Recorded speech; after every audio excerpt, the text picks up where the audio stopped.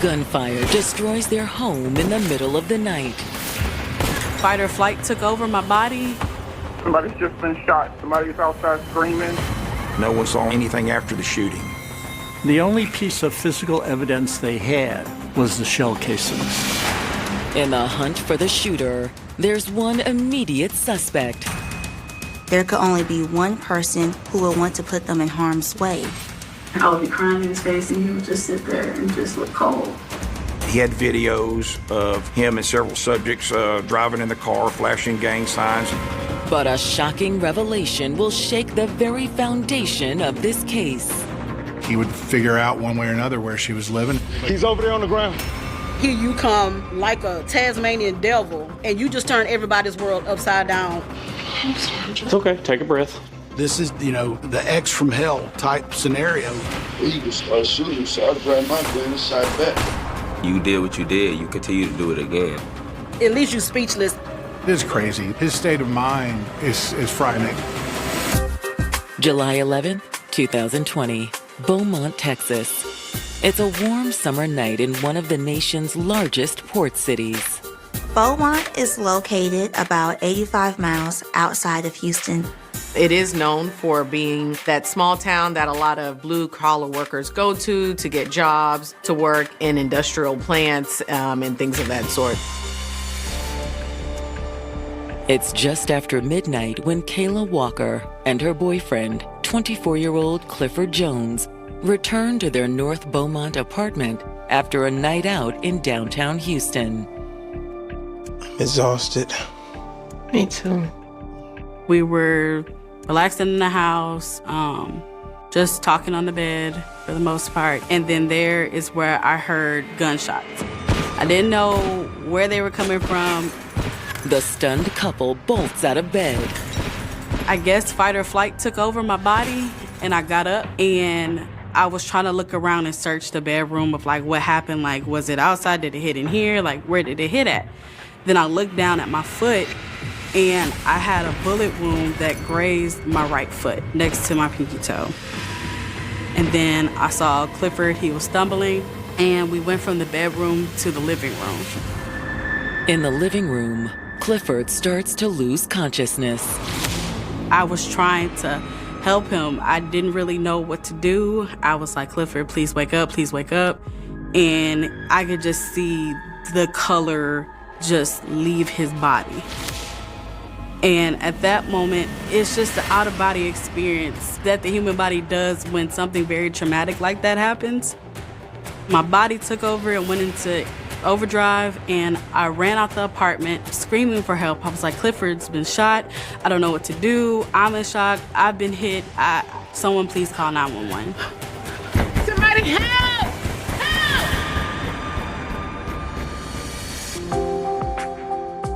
At 24 years old, Clifford Earl Jones Jr. was a dependable and kind young man who stood out from his peers. Clifford was the light of the world. He was a bright young man. He was funny, always laughing, playing. He was a goofy, loving person. He didn't really have any problems with nobody. Clifford spent a life trying to live righteously as a really nice, God-fearing person. He was an active member of his church. We were rooted in Jesus. We all grew up in church.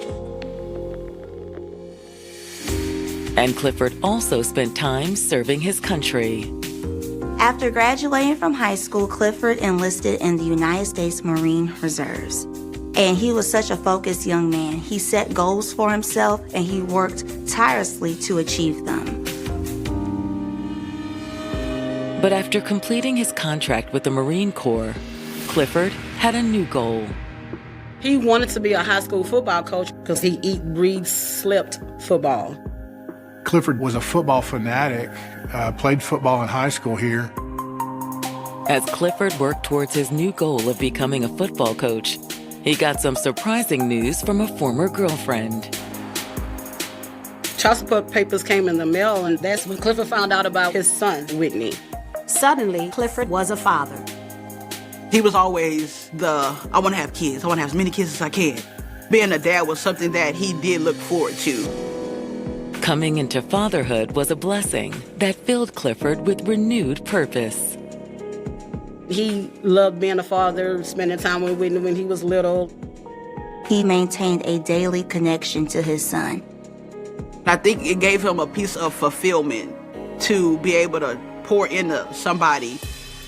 To help provide for his son, Clifford put his dream of becoming a football coach on hold and took the first job he could find, unaware it would lead to much more. Me and Clifford met at a fast food joint that we worked at. We were working there during the COVID pandemic, and from there, our relationship kind of flourished. She was in school, she had stuff going, and, you know, at that point in time, that was something good for him. His sense of humor, his ability to just give unconditional care is really what struck me and attracted me to him.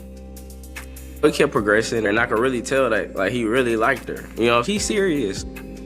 He was like, honestly, I'm in love with you.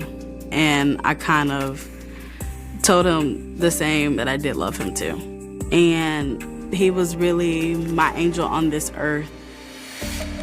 After just over a month of dating, Clifford moved into Kayla's apartment, and the two started planning a future together.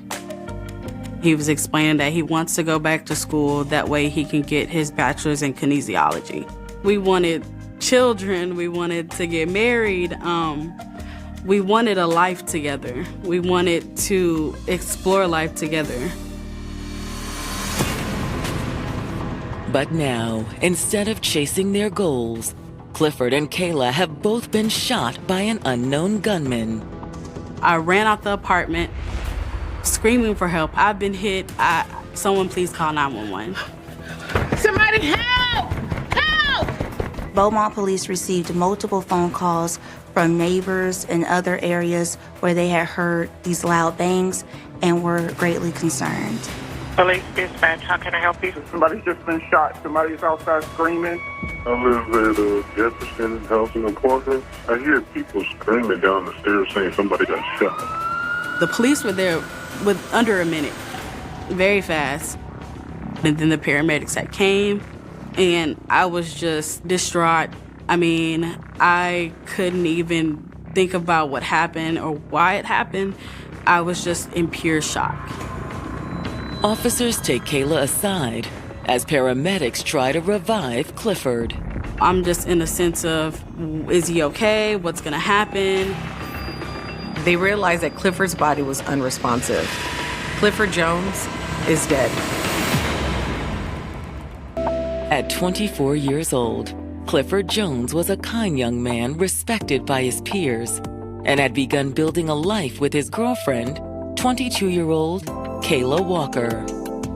We expressed to each other that we're each other's soulmates and we're in this together. He was a cool guy, he was a great dad, and it was really good to see it, like him, you know, moving in that direction with Kayla. But around 1 a.m. on July 11th, 2020, Clifford has been pronounced dead after a shooting at the apartment he shared with Kayla. He was shot up here through essentially the collarbone and traveled into his chest. And that's what actually killed him. I was trying to be strong, but I was really feeling my emotions. I was angry and sad at the same time because I knew that he didn't deserve that. And that's just not fair. We're each other's soulmates and we're in this together, and we just needed the platform to execute that, but we didn't get that chance. Kayla has also suffered a gunshot wound to the foot. I never went to the hospital.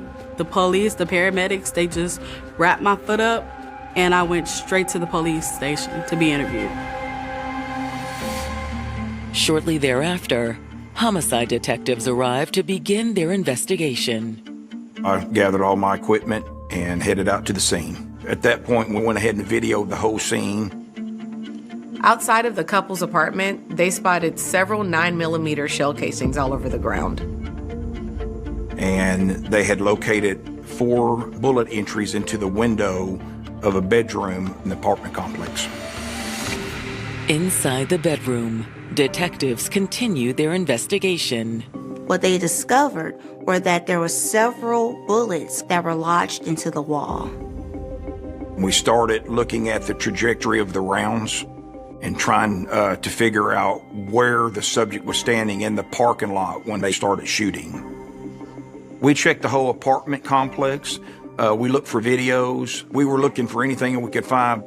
Unfortunately, the apartment complex isn't equipped with surveillance cameras. And the way this apartment complex is set up, even if there was Ring doorbell cameras, which we were looking for, they would face the inner part of the complex. So they began to do some major footwork. They went door to door and were talking to neighbors. But no one saw anybody leaving or anything after the shooting. Leaving the scene with zero answers makes detectives' next step even more difficult. Notifying Clifford's family. I'm like, my child is really dead? So I bust out crying. My heart it felt like everything around me just came to a halt. At this point, we had no leads at all. All they knew was that somebody shot into the window, and there was a whole lot of question marks. Do you have any idea who may have done this? No. They asked us who would want to kill Clifford. I said, sir, my child didn't bother anybody. He got along with everybody. CJ was always kind-hearted. If he had something to give, he would give it. Who would want to kill him was the million-dollar question. Detectives hope Clifford's girlfriend, Kayla Walker, can help them answer that question. They had to go back to Kayla to get some type of answers. Right there in the chair. I'm gonna put it down. I was fully cooperative because at that point, I really didn't know what was going on. Like, I just knew that my boyfriend, someone that I really cared about, was dead at that point for no reason. Detectives asked Kayla to walk them through what happened. We get to the house around 12 o'clock. And I had turned the light off. We had a conversation. He was just telling me how much he loves me. I was telling him about my body image, about how I don't like the way I look and stuff like that. And he was just like, oh, you know, you're so beautiful. I love you. It doesn't matter. Kayla says that's when gunshots rang out. I didn't know where they were coming from. I just know Clifford's last words were, they're shooting outside. I realized I'm dead. I'm like, oh. And I looked and saw his bullet wounds, and I was freaking out. She says she did not get a good look at the shooter since they fired from outside of the apartment. Did y'all have any issues with anybody today at all? Do you know if he's having any issues with anybody? He's not. He's very transparent. Kayla also backed what Clifford's family had said. Clifford had no known enemies. But Kayla reveals there may be one person who had a motive to target Clifford. I think it's my ex-boyfriend. I don't think he did it, but I think he hired someone to do it. Kayla says she and her ex-boyfriend, Malcolm Ward, broke up in April, 1 month before she started dating Clifford. You know where he lives? Not currently. Where did he live before? With me. So in the apartment you're in right now? Yes, his name is on the lease still. Kayla says during their time together, the relationship was rife with issues. What kind of issues did y'all have? He was more so emotionally abusive to me in the sense that he would just be cold. I would be crying in his face, telling him, I really love you, I can't be without you. And he would just sit there and just look cold. She told the investigators that when she ended the relationship, he did not take the news very well. Was he mad at you? I mean... He was mad at me. Kayla tells detectives that her ex-boyfriend Malcolm had trouble with the fact that she had moved on into a new relationship. She said that he was always real possessive and he would harass her, follow her around after they broke up. He just couldn't let her go. But did Malcolm's jealousy consume him to the point of violence? He's the only other person I know I live there, except for my sorority sisters and other of my close friends, and none of them would like set me up like that, let alone fucking try to kill me.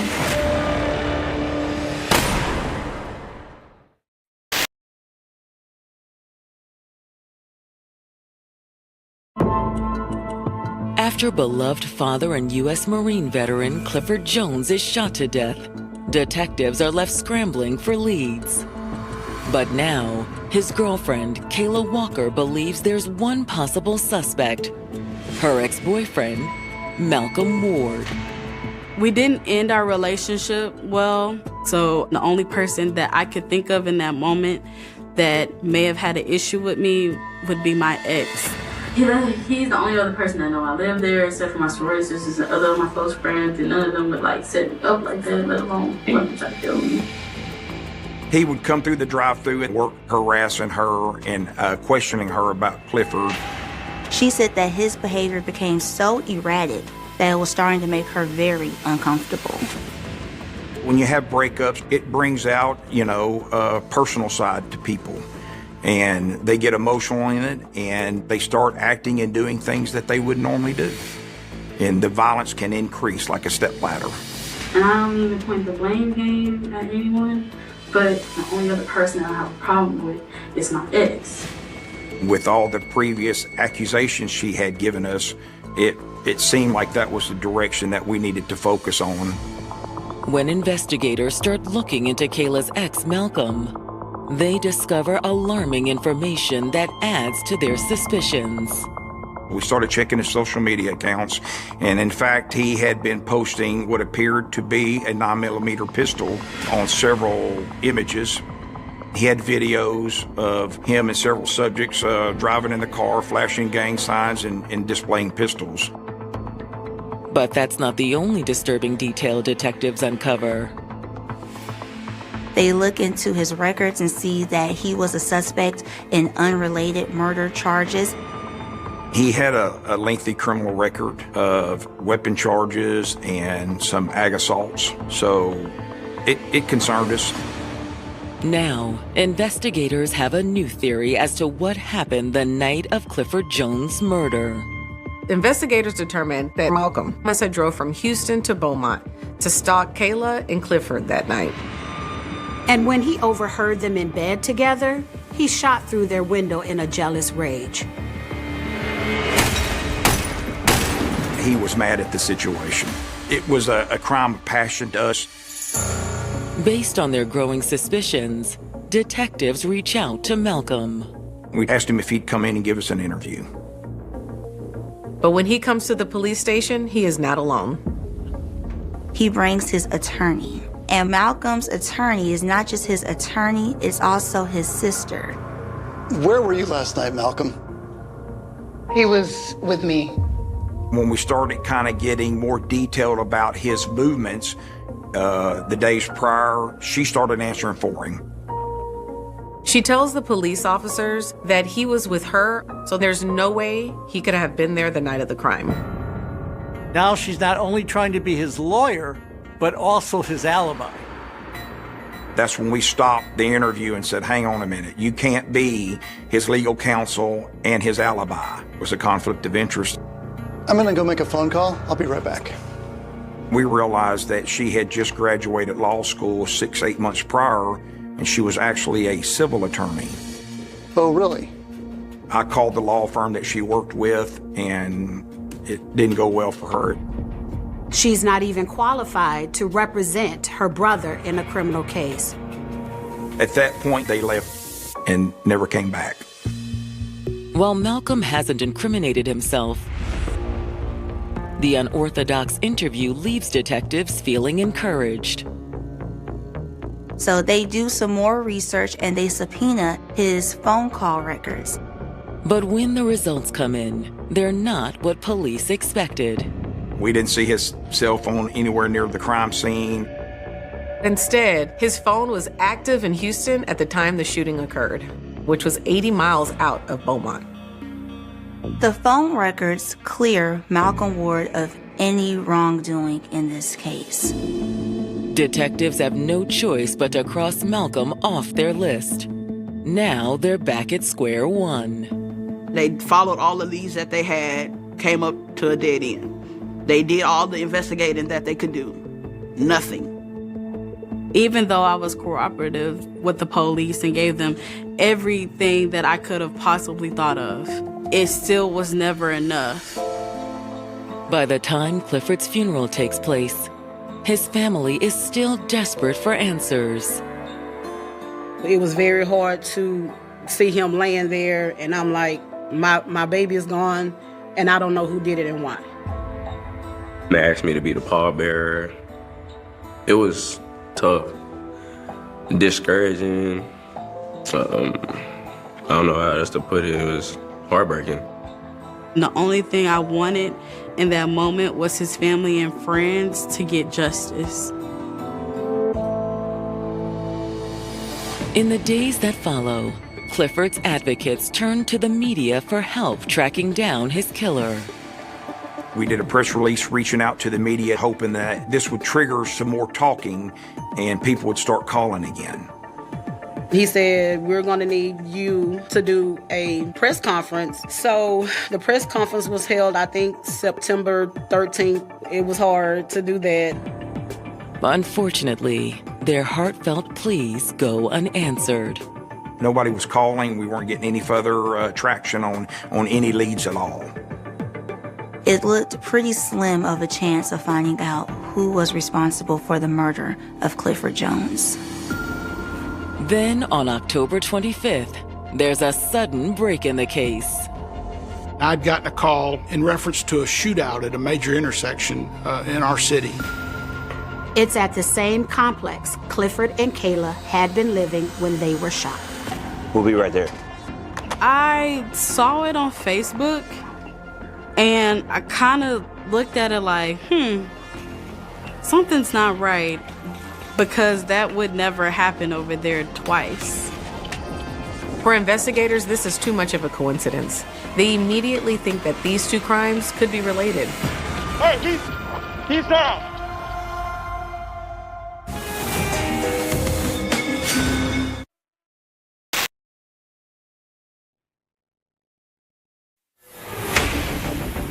After months of dead ends in the murder investigation of 24-year-old Clifford Jones, Beaumont detectives suddenly have a new lead to follow. We'll be right there. A Beaumont officer responded to a call of a burglary in progress in Clifford's old apartments. But when officers drove up, they actually saw two men in the apartment parking lot shooting at each other. And one of them ran across the street and collapsed, and the other one ran off. Hey, he's down. Another suspect ran this way. They are able to identify the victim as a man named Marcus Taylor. He was in pretty bad shape. The bullet had nicked many vital organs as it had gone through. Once Marcus is rushed to the hospital, officers get to work tracking down the other man involved in the shootout. The other guy took off that way wearing like a gray hoodie. They set up a perimeter so we can try to detain the other guy that took off running. And they started searching. Some guy just said he went trying to get up into an apartment upstairs, but then he ran downstairs. There's no sign of him anywhere. Thankfully, though, a key witness calls down from an upstairs apartment. Somebody's gonna speak with me. Let's speak with who? Are you the original caller? Okay, yes, yeah. The young woman identifies herself as 21-year-old Imani White. She said she was the one who made the initial 911 call. She says the victim, Marcus Taylor, is her boyfriend. And she knows who shot him. She identifies the man in the gray hoodie as 22-year-old Jeroy Zachary, the father of her child. And, I'm sorry. It's okay. Take a breath. Take a deep here. Okay. Yes, you can sit down if you want. Okay. She had been dealing with her child's father, Mr. Zachary, pretty repeatedly. They had a tumultuous relationship that ended, and Jeroy didn't take it well. She moved out with her son, but he would figure out one way or another where she was living, and he would show up. That lead on to burglary or criminal mischief where he's busting windshields and glass on her car, to terroristic threats. Because, like I said, we had this issue before and called the cops and stuff. Earlier this morning, Imani says she and her new boyfriend Marcus had been awoken by a strange noise. What was that? I was like, did you hear that noise? And I told him it sounded like somebody was throwing something out a window. They went to the window to see what was going on. And upon further investigation, they were able to see her ex-boyfriend snooping around Marcus's car. You better not mess with my car. I think he's about to leave. They had saw him leave, and thinking that he was gone, her boyfriend walked outside. He went to go and check on his truck, and I guess he was hiding somewhere. He ran out. But a few moments after, she can hear gunfire outside of the apartment. There's no doubt in Imani's mind. Jeroy had been waiting to ambush Marcus, and investigators agree with her. All right. If you need something, we'll be right outside, right downstairs. Okay? Given Imani's statement, investigators' new focus is tracking down Jeroy Zachary. Every time a gunshot victim shows up at the hospital, they have to notify the police department. Before they can put out a BOLO alert, they receive notification that he went to the hospital. Although Jeroy has gunshot wounds to his arm and elbow, he's in stable condition and ready to talk. We interviewed him there in the hospital. Jeroy says all he wanted was to see his son. I ain't seen my son about 3 months, sir. And I'm paying child support. So today I'm calling for him. So I just got a little rock to get the attention out of just so they come outside. When he saw that didn't work, he decided to leave. But as he was walking away, he saw Imani's boyfriend, Marcus, leave the apartment. I was like, hey, you can tell my baby mom cannot talk to my son. Ain't talked to him in some months. But before anything else can happen, he claims that Marcus pulled out a gun. Well, he started shooting, so I grabbed my gun and shot back. He leveled out on him. He grabbed the gun and shot me.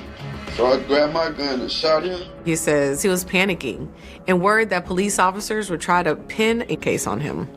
I don't know, I just shot somebody. So you felt guilty about shooting him because he shot me. I don't want no charge. Now, what if witnesses? No murder charge. Detectives take Jeroy's story with a grain of salt. It doesn't make sense for somebody to say, hey man, let me see my baby, and then someone else starts shooting. That's all that happened. That don't make sense. Even while confessing, he wasn't particularly forthcoming. He was trying to minimize what he had done and make excuses. Unfortunately, Marcus Taylor is unconscious at the hospital due to the gunshot wounds he suffered at the hands of Jeroy. So investigators aren't able to get his side of the story. And detectives continue to suspect Marcus isn't Jeroy's only victim. They believe he had something to do with the shooting that claimed the life of Clifford Jones. I start looking at the time frames of how this happened. They discover that 1 month after Clifford was killed, Jeroy was stalking Imani's apartment. Jeroy says the last time he was at Imani's was a few weeks ago. But when they look into it, he was there in August and had reports involving Imani since 2019.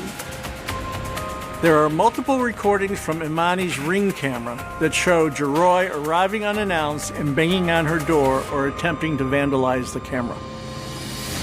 And when investigators compare the shell casings from Marcus's shooting to those from Clifford's, the connection is undeniable. They come back and said, we have a match. The same gun that was used in the shooting of Marcus Taylor was used in the murder of Clifford Jones.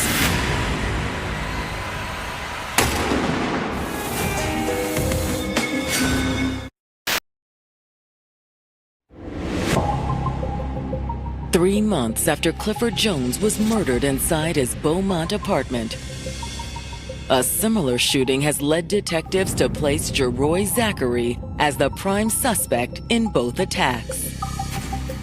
The National Integrated Ballistic Information Network was able to match these two shell casings together.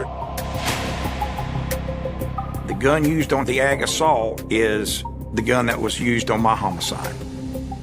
As more information is coming in with this case, investigators are able to craft a new theory as to how Clifford Jones was murdered. They believe Jeroy came to the apartment complex on the night of July 11th, seeking revenge against his ex, Imani White. Imani and Marcus lived in the apartment unit directly above Kayla and Clifford. He thought his ex lived at the bottom of the apartment, but she lived at the top. When he heard Kayla and Clifford inside their apartment, he thought it was Imani and Marcus. And he became so enraged that he fired shots into the apartment. This was a case of mistaken identity. In the following days, detectives believe Geroy discovered his mistake and returned to finish the job. This man, who is dealing with anger, jealousy, and rage, clearly has been able to zone in on his desire to hurt someone. He wanted to hurt Imani, he wanted to hurt Marcus, and unfortunately, he did hurt them. Now, detectives bring Geroy in from county jail for a second interview. Ultimately, we need to get him to confess to a murder, right? So it was important to get him to nail down that that gun was his, and he had not let anyone else use that gun. No one else messed with it. No, It's yours. it's mine. Okay, you wouldn't let someone else have that, right? No, sir. But you keep that gun on you all the time. Yes, sir. That gun had never been in anyone else's possession. Without directly saying it, Geroy has now admitted that he's the only one who could have shot Clifford on July 11th. Now, detectives push Geroy for a confession. I explained to him that this was going to be one of the more important conversations he'd have in his life. Take a minute and think about the things that I've said, okay, buddy? Detective Coffin asked him, "Did you have anything to do with that shooting in July?" And he said, "Yes." He quickly then said that he is the one that killed Clifford Jones. The fact that someone had that much rage, I just didn't know someone could have that much hate in their heart. Clifford was killed because of mistaken identity. And my heart just broke into a million pieces, like my child was killed for nothing. Geroy says after the deed was done, he drove back to Houston. He didn't realize he'd shot into the wrong home until later. Do you know the person you killed? You do? How did you know it? I went to school with him. I went to school with everybody. I was one of my friends in high school and let everybody laugh. The dude was his classmate, played on the football team with him. I'm still burning to this day. But instead of coming forward and admitting what he did, he allowed Clifford's family to suffer with the uncertainty of not knowing what happened. Did you tell anybody what you did? No, sir. No, any friends or? Nobody. You never confided in anyone? No, it's my son. With all loose ends accounted for, detectives are finally able to charge Geroy with Clifford Jones' murder. I was relieved that we finally had a name and face on who killed Clifford, but it was just mind-blowing.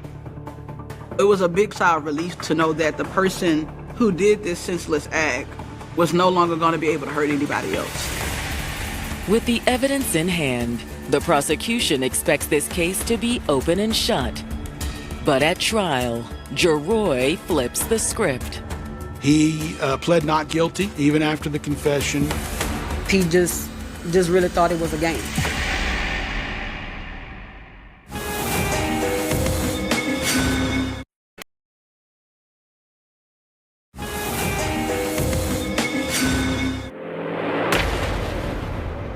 In January of 2021, Geroy Zachary finally faces a jury for the capital murder of beloved 24-year-old father, Clifford Jones.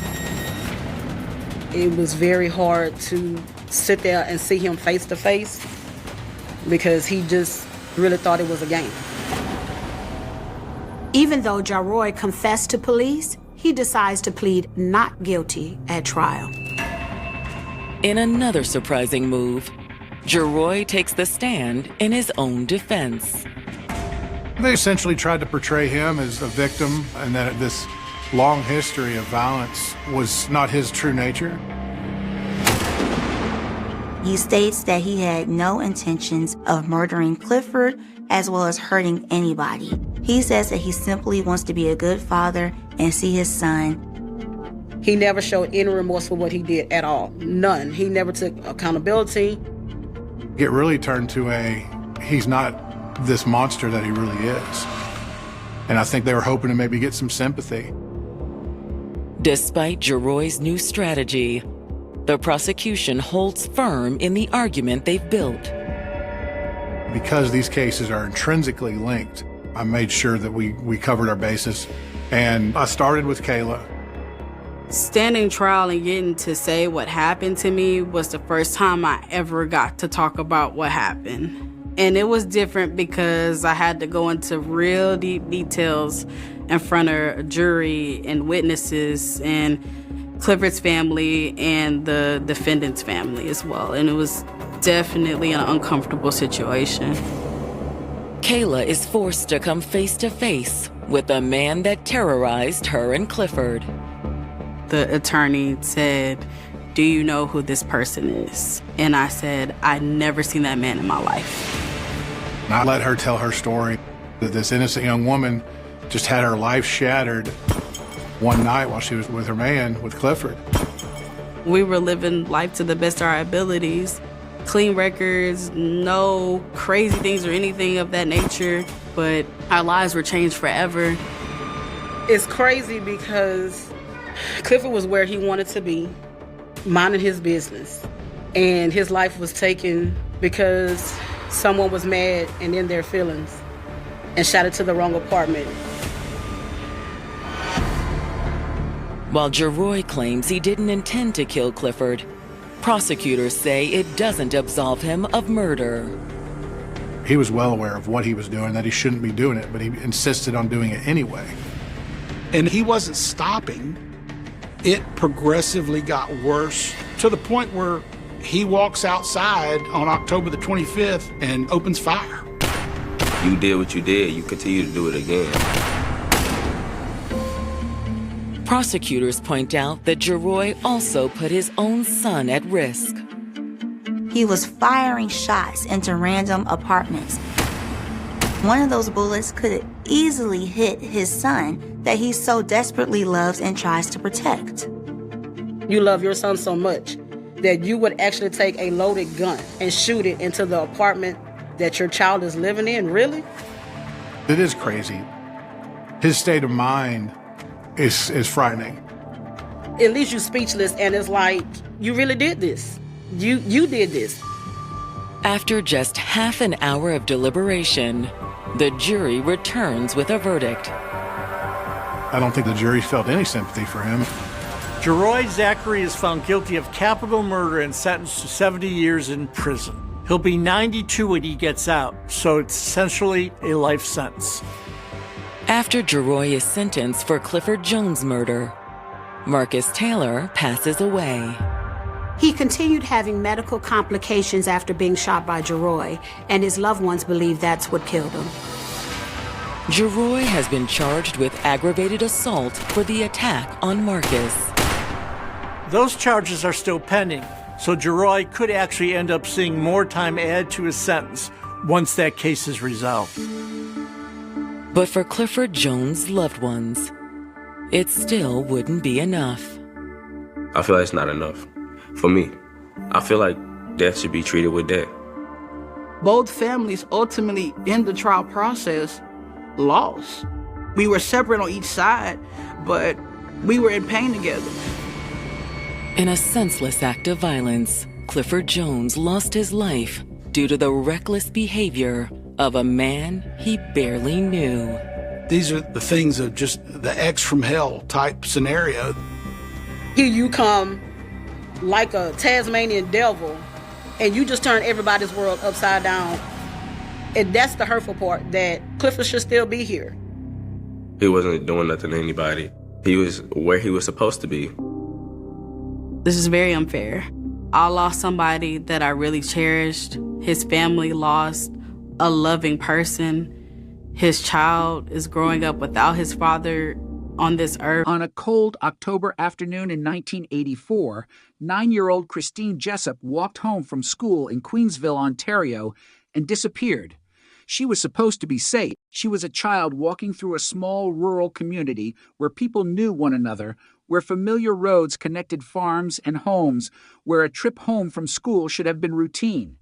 Instead, Christine never reached her house. Within hours, a search began. Within days, the case had become a national nightmare, and within months, the investigation would produce a suspect, a conviction, and one of the most devastating miscarriages of justice in Canadian history. But the real killer remained free. For decades, the truth stayed buried beneath a mountain of unanswered questions, conflicting evidence, investigative mistakes, and a criminal justice system struggling to understand forensic science that was still in its infancy. Christine Jessup was 9 years old when she vanished on October 3rd, SIL, 1984. She had been walking home from school in Queensville, a small community north of Toronto. Her disappearance immediately triggered a desperate search. Family members, neighbors, police officers, and volunteers searched the surrounding area, hoping to find the little girl alive. But the hours passed. Then the day, and the possibility everyone feared became reality. Christine's body was discovered 3 months later, on December 31st, SIL 1984, in a wooded area near Queensville. She had been murdered. The discovery transformed the investigation. A missing child had become a homicide victim, and detectives now faced a question that would haunt the case for decades. Who had taken Christine, and why? At the time, investigators did not have the forensic tools that modern homicide detectives take for granted. DNA profiling was not yet part of ordinary Canadian criminal investigation. The technology that would eventually transform cold cases had not reached the courtroom. Biological evidence could be collected, but its power to identify an unknown offender was still years away. Christine's death therefore became a battle of traditional police work, witness statements, physical evidence, and investigative judgment. One of the people who came under suspicion was a man named Guy Paul Morin. Morin lived in the same general area and was a neighbor of the Jessup family. He became a focus of the investigation, and his life changed forever. What followed would become one of the clearest examples of how an investigation can move in the wrong direction when suspicion begins to replace proof. Morin was arrested and charged with Christine's murder. He denied involvement. The case against him would eventually collapse, but not before he endured years of suspicion, imprisonment, and public judgment. The first trial ended with an acquittal in 1986, but prosecutors appealed, and Morin was ultimately convicted at a second trial in 1992. He was sentenced to life imprisonment. By then, the case had become a national controversy. Morin continued to maintain his innocence. His family continued to fight for him, and the evidence that would eventually establish his innocence was already sitting inside the case file, waiting for a scientific breakthrough. DNA technology arrived in Canadian criminal courts in the late 1980s, and the country's national DNA databank was not established until 2000. The RCMP notes that DNA evidence was first permitted in a Canadian courtroom in 1989, illustrating just how primitive forensic identification had been when Christine was killed in 1984. The timing mattered. Christina's murder occurred before DNA profiling could provide the kind of definitive genetic identification that investigators would later use to solve cold cases. The science simply was not ready. But when DNA testing became available, the evidence from Christine's case could finally be examined in a new way. Testing ultimately established that biological evidence associated with Christine's clothing did not belong to Morin. It belonged to another man. The revelation was catastrophic. It meant the man who had spent years being treated as Christine's killer was innocent. The conviction was overturned, and Morin was exonerated. But the story did not end there. In fact, the exoneration created an even more disturbing question. If Guy Paul Morin had not killed Christine Jessup, then who had? The DNA profile belonged to an unknown male. For investigators, the case had entered a new and terrifying phase. They knew the genetic signature of the man connected to Christine, but they did not know his name. There was no immediate database hit. The profile existed, but it pointed into darkness. The case became a genuine cold case. Years passed. Christine's family continued living with the pain of her death and the knowledge that the person responsible had never been identified. Morin had been cleared, but clearing an innocent man did not automatically solve the murder. In fact, it exposed how badly the original investigation had failed. The focus on Morin had consumed enormous investigative energy, while the real offender remained unidentified.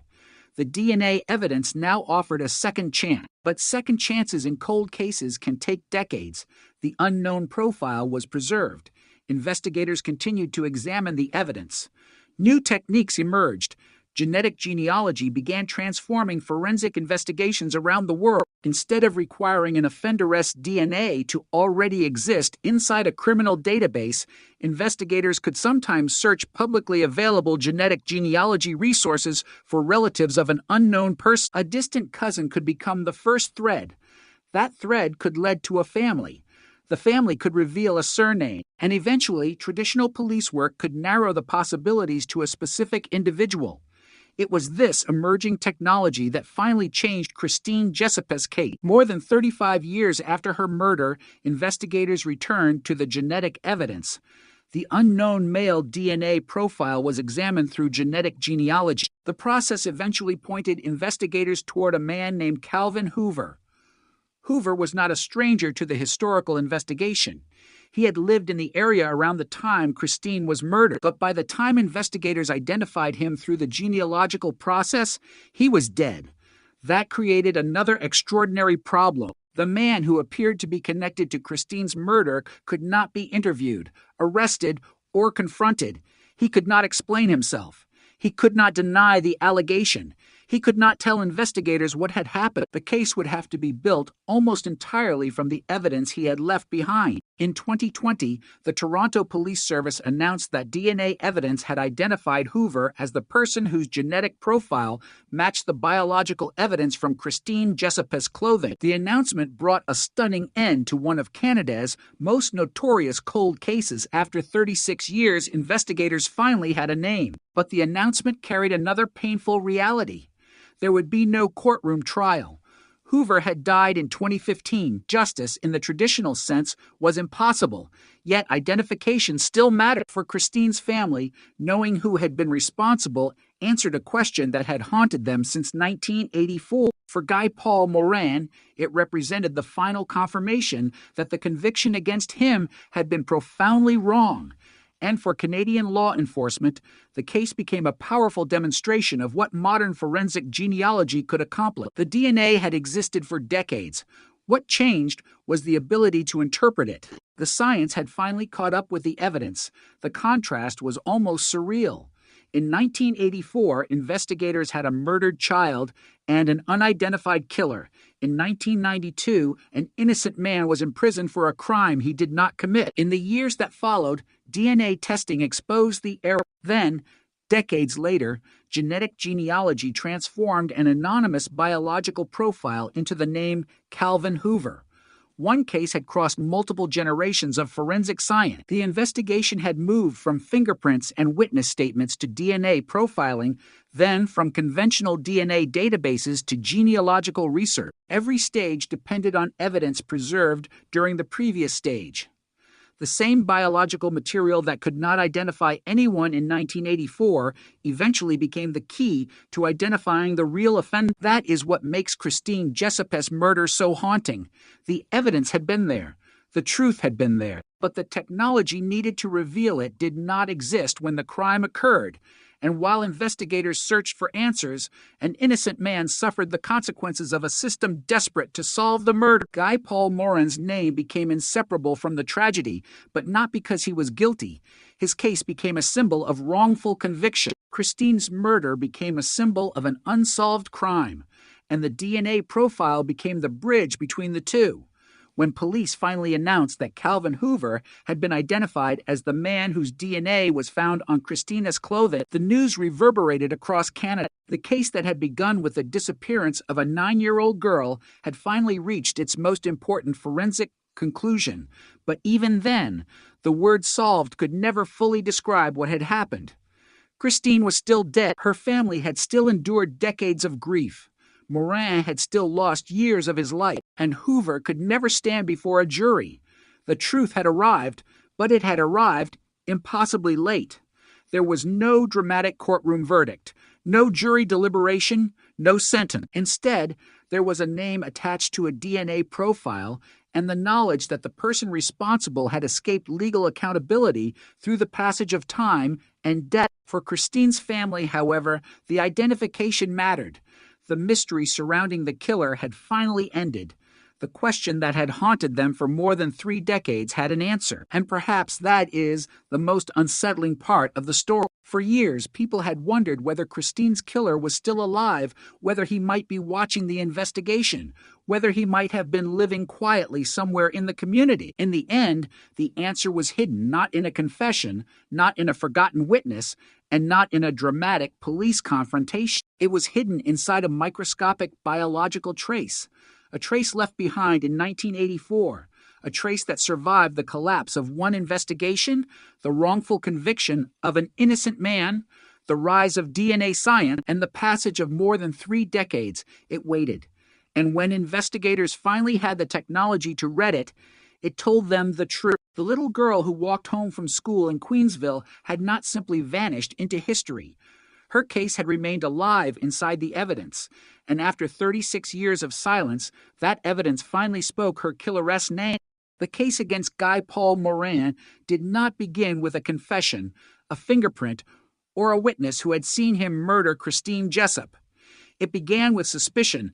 That distinction would become one of the most important facts in the entire story. On October 3rd, still 1984, Christine disappeared from the small Ontario community where she lived, and within months, investigators had focused on the man who lived next door. Moran was considered strange by some people around him. He was different. He kept bees. He played the clarinet and saxophone. He worked as a finishing sand. He helped his father renovate their home. None of those things made him a murderer.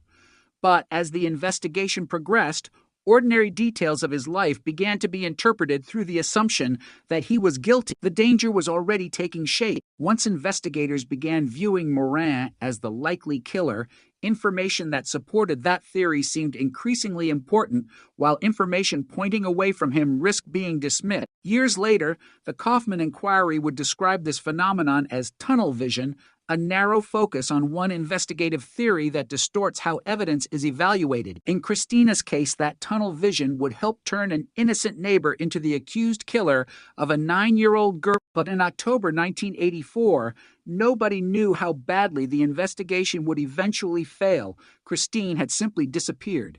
She had been dropped off by the school bus near her home. Her parents returned later and discovered that she was not there. Her school bag was inside the house, but Christine was missing. The search began. Neighbors looked around the area. Police searched roads and fields. Volunteers joined the effort. Every hour mattered. A child missing from a small community created an atmosphere of fear unlike anything most people there had experienced. And then, after nearly 3 months of uncertainty, the search ended with a discovery no family could ever be prepared to receive. Christine's body was found on December 31st, still 1984, more than 50 kilometers from her home. She had been stabbed to death. Investigators also found semen stains on her underwear. That biological evidence would eventually become the most important evidence in the entire case. But in 1984, forensic DNA profiling was not available to identify the person who had left it behind. The evidence could be collected and preserved, but science could not yet transform it into the precise genetic signature that modern investigators would later use. The killer had left something behind without realizing that one day it might speak for him. The problem was that the world was still years away from knowing how to listen. Police continued investigating. Suspicion eventually settled on Guy Paul Moran. The first serious police interest in him came after Christine's mother described her neighbor as a weird-type guy who played the clarinet. Investigators began watching Moran's home. They interviewed him. They examined his movements on the day Christine disappeared. One of the most important facts was that Moran had been working that day. His time card suggested that the schedule made it difficult, if not impossible, for him to leave work, reach Christine's home, abduct her, and return within the required period. That should have been significant. Instead, suspicion continued to grow. Investigators interpreted Moran's behavior through the lens of guilt. A comment he made about little girls growing up to become corrupt was viewed as suspicious. His manner was viewed as suspicious. His personality was viewed as suspicious. But suspicious behavior is not the same thing as evidence of murder, and the case against Morin would eventually depend heavily on evidence that modern science would expose as unreliable. On April 22nd, Sill, 1985, Morin was arrested. Police searched his home and collected samples of his hair, blood, and saliva. During an interrogation lasting approximately 6 hours, he repeatedly denied killing Christine. He maintained his innocence, yet the investigation continued to build around him. Prosecutors eventually relied on hair and fiber comparisons, along with testimony from jailhouse informants who claimed Morin had confessed while incarcerated. The hair evidence became particularly important. A dark hair found embedded in tissue near Christine's necklace was said to be consistent with Morin's hair. Other hairs found in Morin's car were presented as potentially matching Christine's. Fiber evidence was also used to suggest a connection between Christine and Morin's home and vehicle. To investigators and prosecutors, these pieces appeared to form a pattern. To modern forensic science, however, the limitations were severe. Hair microscopy could not establish the kind of individual identification that jurors might naturally infer from the word. Fiber similarities could arise through ordinary environmental contamination or coincidence, and the evidence had been interpreted within an investigation already heavily focused on Morin. The more pieces that appeared to point toward him, the harder it became for investigators to step back and ask whether the entire theory was wrong. Then came the jailhouse informants. Their testimony would become another devastating component of the prosecution's case. 2 men claimed that Morin had confessed to killing Christine while in custody. They presented themselves as witnesses to an admission that had never actually happened. Later, the Kaufman inquiry would expose serious reliability problems surrounding their testimony. One informant was described as a pathological liar, and both had criminal histories and incentives that raised serious questions about why they were testifying. Yet their words helped reinforce the prosecutionist theory. The case went to trial in 1986. The jury heard the hair evidence. It heard the fiber evidence. It heard the jailhouse informant testimony. It heard the arguments surrounding Morin's movements and behavior. And then, on February 7th, Sill 1986, the jury found him not guilty. For a moment, it appeared the system had stopped itself before an irreversible mistake could be made. Morin walked free. But the story was far from over. The Crown appealed the acquittal. In June 1987, the Ontario Court of Appeal ordered a new trial. Morin appealed to the Supreme Court of Canada, but the Supreme Court dismissed his appeal in November 1988. He would have to face another trial. The second trial began in 1990, and this time the atmosphere surrounding the case was even more dangerous. More witnesses came forward with memories that prosecutors presented as evidence of Morin's consciousness of guilt. Some remembered his behavior after Christine disappeared. Some described comments they believed were strange or inappropriate. Some memories appeared years after the events themselves. The prosecution presented these accounts to the jury as part of a broader picture. Again, the investigation had created a narrative in which Morin's personality, behavior, and relationships could be interpreted as signs of guilt. The problem was that memory changes over time. People can become influenced by information they learn later.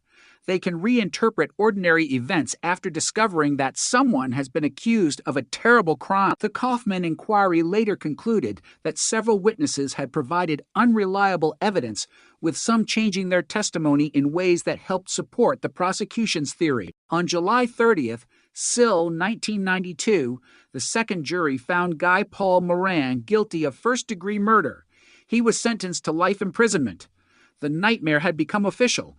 The man who had insisted he was innocent was now a convicted murderer. For Christine's family, the verdict did not erase their grief, but it appeared to answer the question of who had killed their daughter. For Morin and his family, however, the verdict was the beginning of another fight. He had already been arrested once. He had already faced one trial. He had already been acquitted. Now he was convicted of a crime he said he did not commit. Outside the courtroom, a small group of supporters refused to accept the verdict. The Justice for Guy Paul Morin committee formed to help him fight for his freedom. It would eventually evolve into what is now Innocence Canada, an organization dedicated to wrongful conviction cases. Morin was granted bail in February 1993 while his appeal continued. The legal team planned to challenge the unreliable hair and fiber evidence and the jailhouse informants. But then something happened that changed everything. DNA testing had advanced enough to examine biological evidence from Christine's underwear. Earlier attempts had not produced a usable result. Now, a more sophisticated test succeeded. The result was devastating to the prosecution's case. The semen found on Christine's underwear did not come from Guy Paul Morin. The DNA proved it. The man who had been convicted of murdering Christine Jessup was not the source of the biological evidence associated with her killer. The discovery was more than an exoneration. It was a direct warning that the entire investigative theory had been wrong. The Ontario Court of Appeal set aside Morin's conviction on January 23, still 1995, and entered an acquittal. The Crown prosecutor expressed deep regret for what Morin and his family had endured. 10 years had passed since his arrest. He had spent 18 months in prison. His name had been permanently associated with the murder of a 9-year-old girl, and now science had established that he was innocent. The consequences were profound. Morin had been free, then accused, then acquitted, then retried, then convicted, then imprisoned, and finally cleared. The same justice system that had convicted him now had to confront how the conviction had happened. In 1996, the lieutenant governor ordered a public inquiry into the causes of the wrongful conviction. The Kaufman Commission began examining the investigation and prosecution. Its eventual report identified multiple failures. Tunnel vision was central. So was unreliable forensic science. So were unreliable witnesses. And so was the use of jailhouse informants. The report reached a conclusion that carried a terrible irony. Science had helped convict Morin, and science had ultimately proved his innocence. The hair evidence that prosecutors had presented as meaningful was far weaker than the jury had been led to believe. The fiber evidence was problematic and had been contaminated. Witness memories had shifted. Informants had lied. Each failure had reinforced the other. The investigation had become a machine in which suspicion generated evidence, evidence reinforced suspicion, and suspicion made contradictory information easier to overlook. The most frightening part was that nobody needed to deliberately invent the entire case. It could happen through ordinary human decisions, each one appearing reasonable in isolation. A strange comment, a questionable memory, a hair, a fiber, a jailhouse informant, a theory, then another theory, then a conviction. That is how an innocent person can end up behind bars while the real killer remains free. And while Morin fought to clear his name, the biological evidence from Christine's body remained. The DNA profile that had exonerated him was not simply proof of innocence.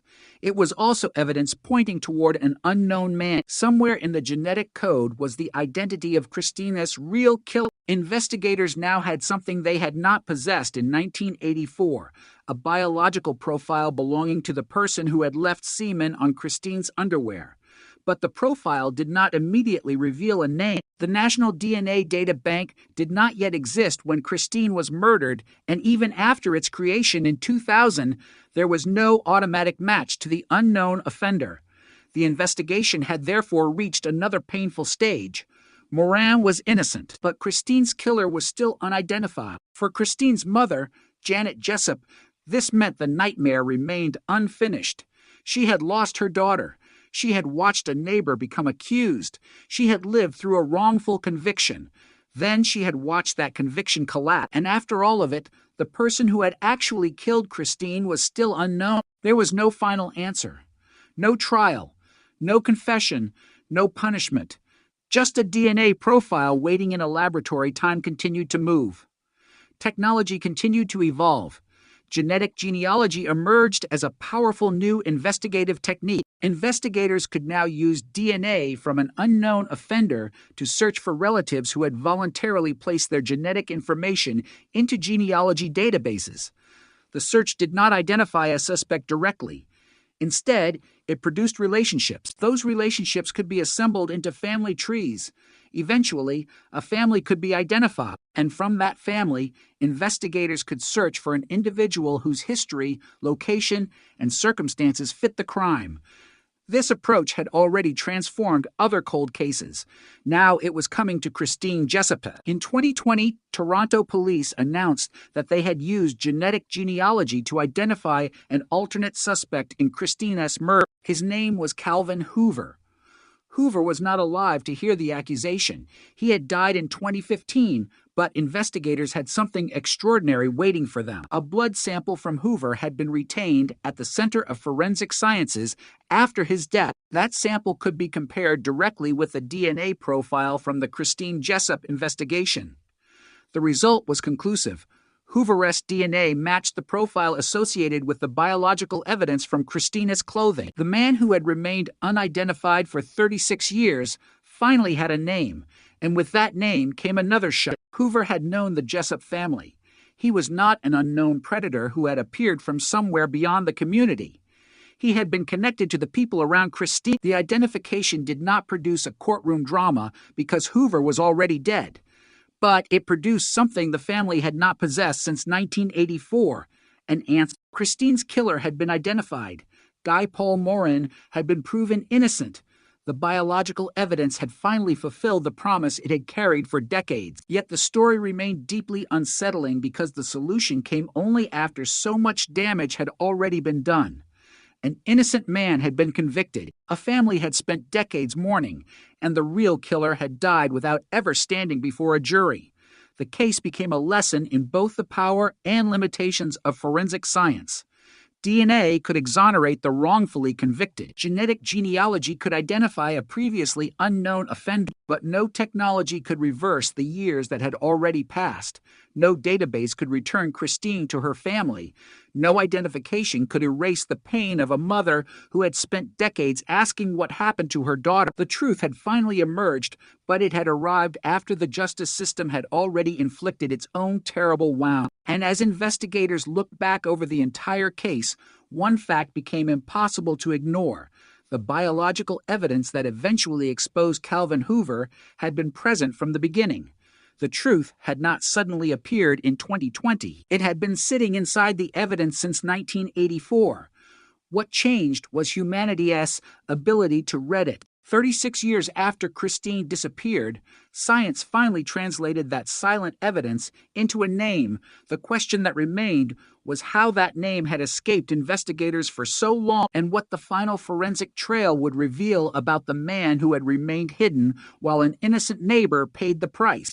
By the time investigators finally placed Calvin Hoover's name beside the DNA profile, the case had already passed through almost every stage of the criminal justice system, and each stage had left its own scar. A little girl had been murdered. An innocent neighbor had been convicted. That conviction had been overturned by DNA. A public inquiry had examined how the mistake happened, and still, the real killer had remained unidentified. For years, the biological evidence pointed toward an unknown man without revealing who he was. The DNA had exonerated Guy Paul Morin, but it had not yet answered the question Christine's family had been asking since 1984. Who killed their daughter? The answer would eventually come through a technology that barely existed when Christine was alive.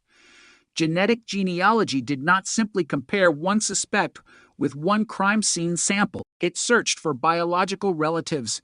It looked for connections that traditional criminal databases could never provide. And in Christine Jessup's case, those distant genetic connections eventually led investigators to Calvin Hoover, a man who had lived in the same general community and who was already dead by the time police identified him. The breakthrough was astonishing precisely because it came so late. The evidence had been preserved for decades, but the identity remained hidden. Then science opened a door that investigators in 1984 could never have imagined. The road to that discovery, however, began with the painful lessons of the Morin case. When Guy Paul Morin was finally cleared in January 1995, the justice system could no longer simply move on. The wrongful conviction demanded an explanation. How had investigators become so certain that an innocent man was guilty? Why had evidence that pointed away from Moran not received the same weight as evidence that seemed to support the prosecution?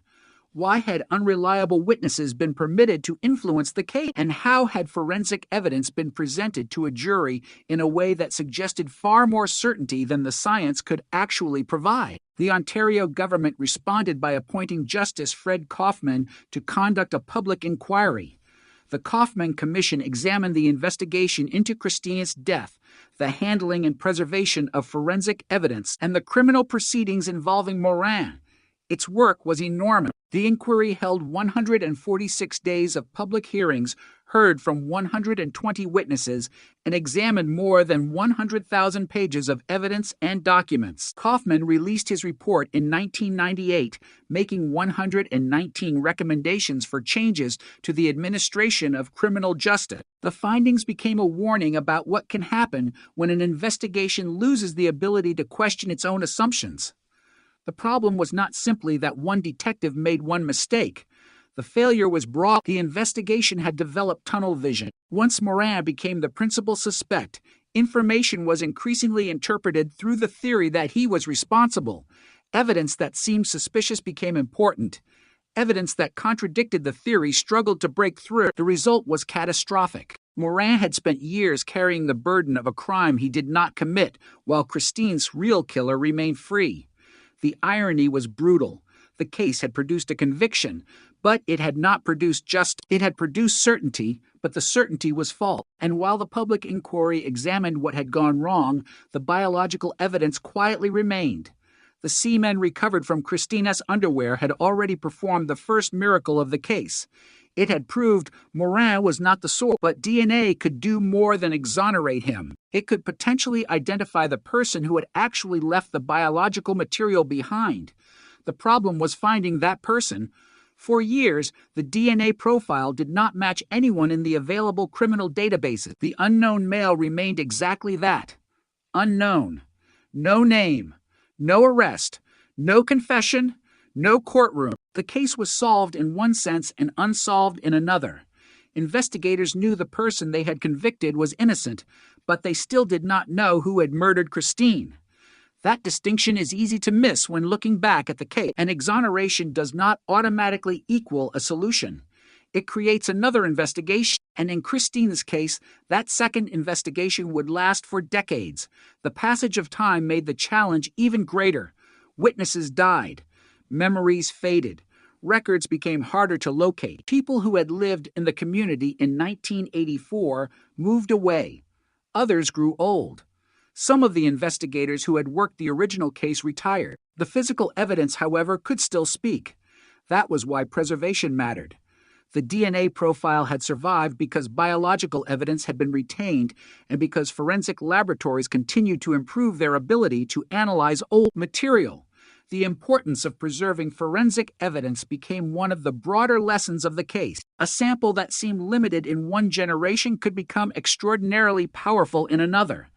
The same evidence that could not identify an offender in 1984 could become the starting point for a genetic genealogy investigation decades later. This was not science fiction. By the 2010 investigators around the world were beginning to use genetic genealogy to solve murders and sexual assaults that had resisted conventional investigation. The principle was different from traditional DNA database searching. If an unknown offender's DNA did not appear in a criminal database, investigators could search for relatives who had voluntarily uploaded their genetic information to genealogy services. Even a distant relative could provide a clue. The closer the relationship, the more useful the connection could become. But the method required careful interpretation. A genealogical connection did not automatically identify a killer.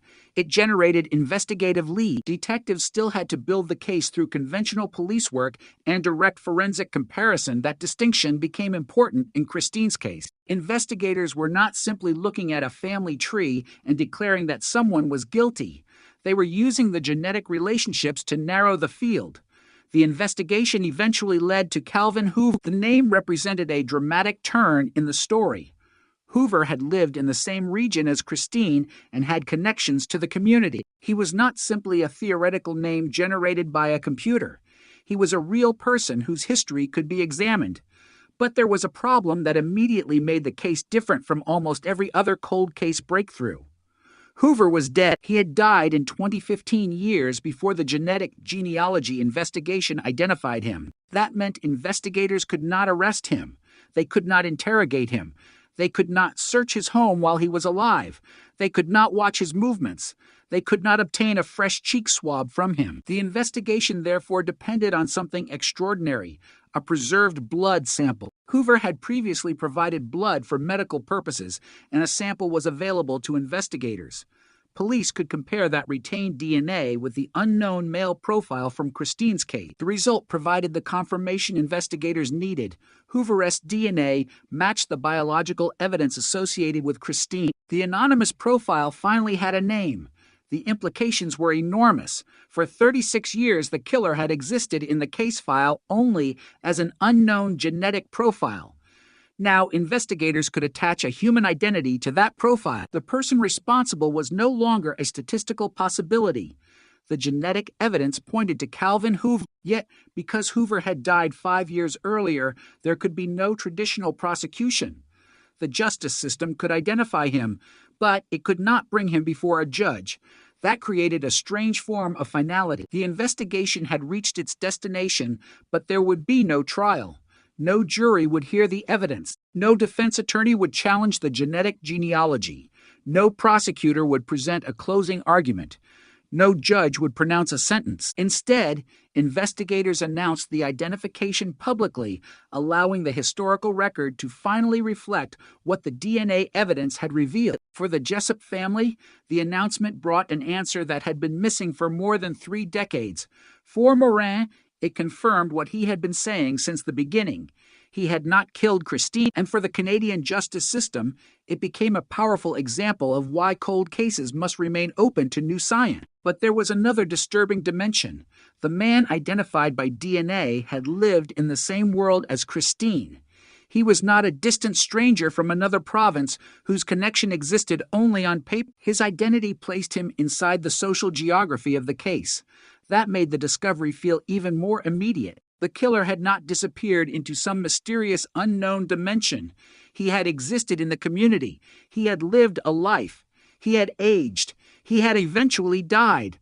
And all the while, Christine's family had been waiting for the answer. The DNA breakthrough also forced investigators to reconsider the history of the original investigation. If Hoover was responsible, then every hour spent pursuing Morin represented time taken away from the real offender. The wrongful conviction was, therefore, not only an injustice against Morin, it was also an investigative failure that allowed the actual killer to remain unidentified. That is why the Christine Jessup case cannot be understood simply as a story about DNA solving a murder. It is a story about how the failure to properly evaluate evidence can redirect an entire investigation. It is a story about how confirmation bias can become embedded in a case. And it is a story about how scientific evidence can eventually expose a mistake that human judgment created. The tragedy began with Christine. She was 9 years old. She should have been worrying about school, friends, homework, and the ordinary details of childhood. Instead, she became the victim of a violent crime that would continue affecting people for decades. Her mother had to endure the death of her daughter while also watching an innocent neighbor become the target of the investigation. Morin had to fight to reclaim his life, and investigators had to live with the knowledge that the real offender had escaped identification. The Kaufman inquiry attempted to understand how that happened. Its recommendations helped reshape practices within Canadian criminal justice. The case became part of the national conversation about wrongful convictions and forensic reliability. Yet Christine herself could easily become lost beneath the legal history. That is why returning to the original timeline mattered. Before the courtroom battles, before the public inquiry, before DNA genealogy, there was a 9-year-old girl walking home from school. Everything that followed began with her disappearance. Every forensic test was performed because investigators were trying to answer what happened to her. Every courtroom argument existed because someone had taken her life. Every scientific breakthrough mattered because the truth about Christine had remained incomplete. The technology did not bring her back. It could not erase the years of grief. It could not restore the childhood she lost. But it could establish something that had remained painfully uncertain for decades. Who was responsible? That certainty also had another consequence. It allowed the justice system to separate two stories that had been wrongly fused together for years. Guy Paul Morin was not Christine's killer. Calvin Hoover was identified as the source of the DNA associated with the crime. The distinction was finally supported by genetic evidence rather than competing theories. The science had done what the original investigation could not. It had followed the biological trail without caring about personality, reputation, appearance, or assumption. DNA did not know that Morin was considered strange. It did not care what neighbors thought of him. It did not care what jailhouse informants claimed. It simply provided a genetic profile. And that profile eventually pointed somewhere else. The power of that evidence is precisely why the case became so important. The same forensic science that once seemed unavailable had eventually transformed the investigation. The DNA that helped free an innocent man became the foundation for identifying the actual offender. Then genetic genealogy took the next step, connecting the unknown profile to a family and ultimately to Calvin Hoover. It was a chain of evidence stretching across decades, but even after the identification, some questions remained unanswered. Why Christine? What exactly happened during the final hours of her life? Why did Hoover kill her? Was the crime planned or spontaneous? Did he know her?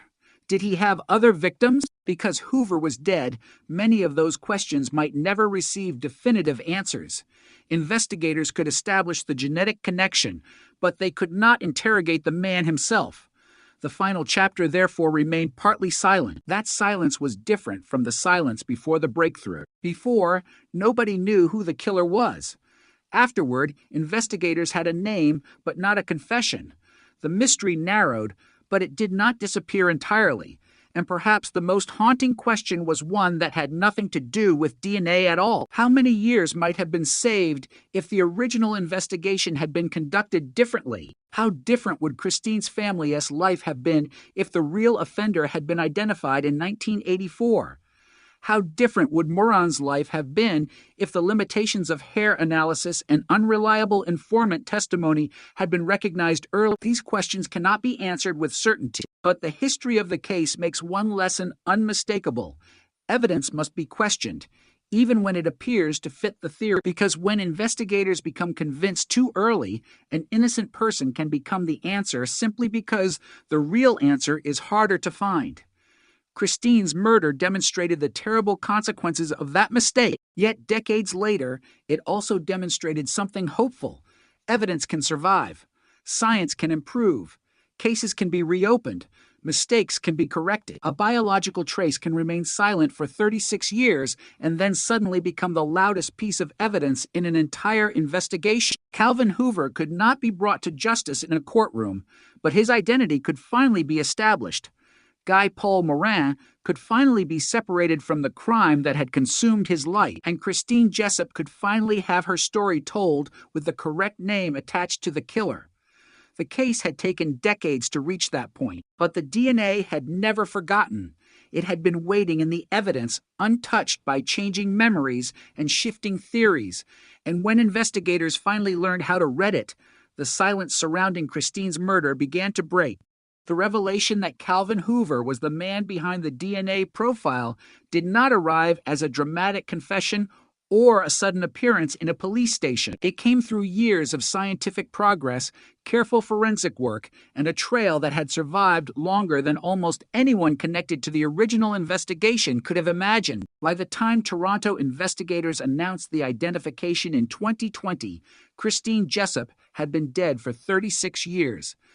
Guy Paul Morin had spent years fighting to clear his name. The original investigation had been examined under a public inquiry, and the biological evidence that had once been incapable of identifying anyone had become precise enough to point investigators toward a specific individual. But there was still another question. How could police be certain that the person identified through genetic genealogy was actually the man whose DNA had been recovered from Christine's clothing? Genetic genealogy could provide an investigative lead, but investigators still needed direct forensic confirmation. That confirmation came through a DNA comparison with a preserved blood sample belonging to Hoover. The genetic profile from that sample matched the unknown male profile associated with Christine's murder. After decades of uncertainty, the biological evidence had finally connected a name to the crime. The announcement was extraordinary, but it also carried an unsettling fact that would define the final chapter. Calvin Hoover was already dead. He had died in 2015. There would be no arrest, no interrogation, no courtroom confrontation, no opportunity for prosecutors to ask him why he had taken Christine's life. The man identified by science could not answer the questions that had remained unanswered since 1984. Still, the identification changed everything. For years, the case had contained two competing stories. One involved Morin, the neighbor who had been convicted and later exonerated. The other involved an unknown male whose DNA had been recovered from the crime scene. After the 2020 breakthrough, those stories could finally be separated. Morin was innocent. Hoover was identified as the source of the DNA. The case that had once seemed hopeless now had an evidentiary conclusion. Yet for Christine's family, the announcement was not simply a scientific milestone. It was the end of a question that had shaped their lives. For decades, there had been no name to attach to the person responsible for Christine's death. There had been only the memory of a 9-year-old girl who had gone missing and never come home. Now investigators could finally say who had left the biological evidence behind. That mattered because unresolved homicide cases do something strange to families. Time passes, but the central question remains frozen. Birthdays continue, holidays come and go, children grow up, parents grow old, friends move away, communities change, yet one moment refuses to move with them. For the Jessup family, that moment was October 3rd, Sill, 1984. Christine left school. She was expected home.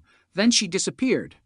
Everything after that became part of a nightmare that lasted decades. The discovery of her body on December 31st, Sill, 1984, ended one uncertainty but created another. The family now knew she was dead, but they did not know who had killed her. Then came the accusation against Morin. Then the first trial. Then the acquittal.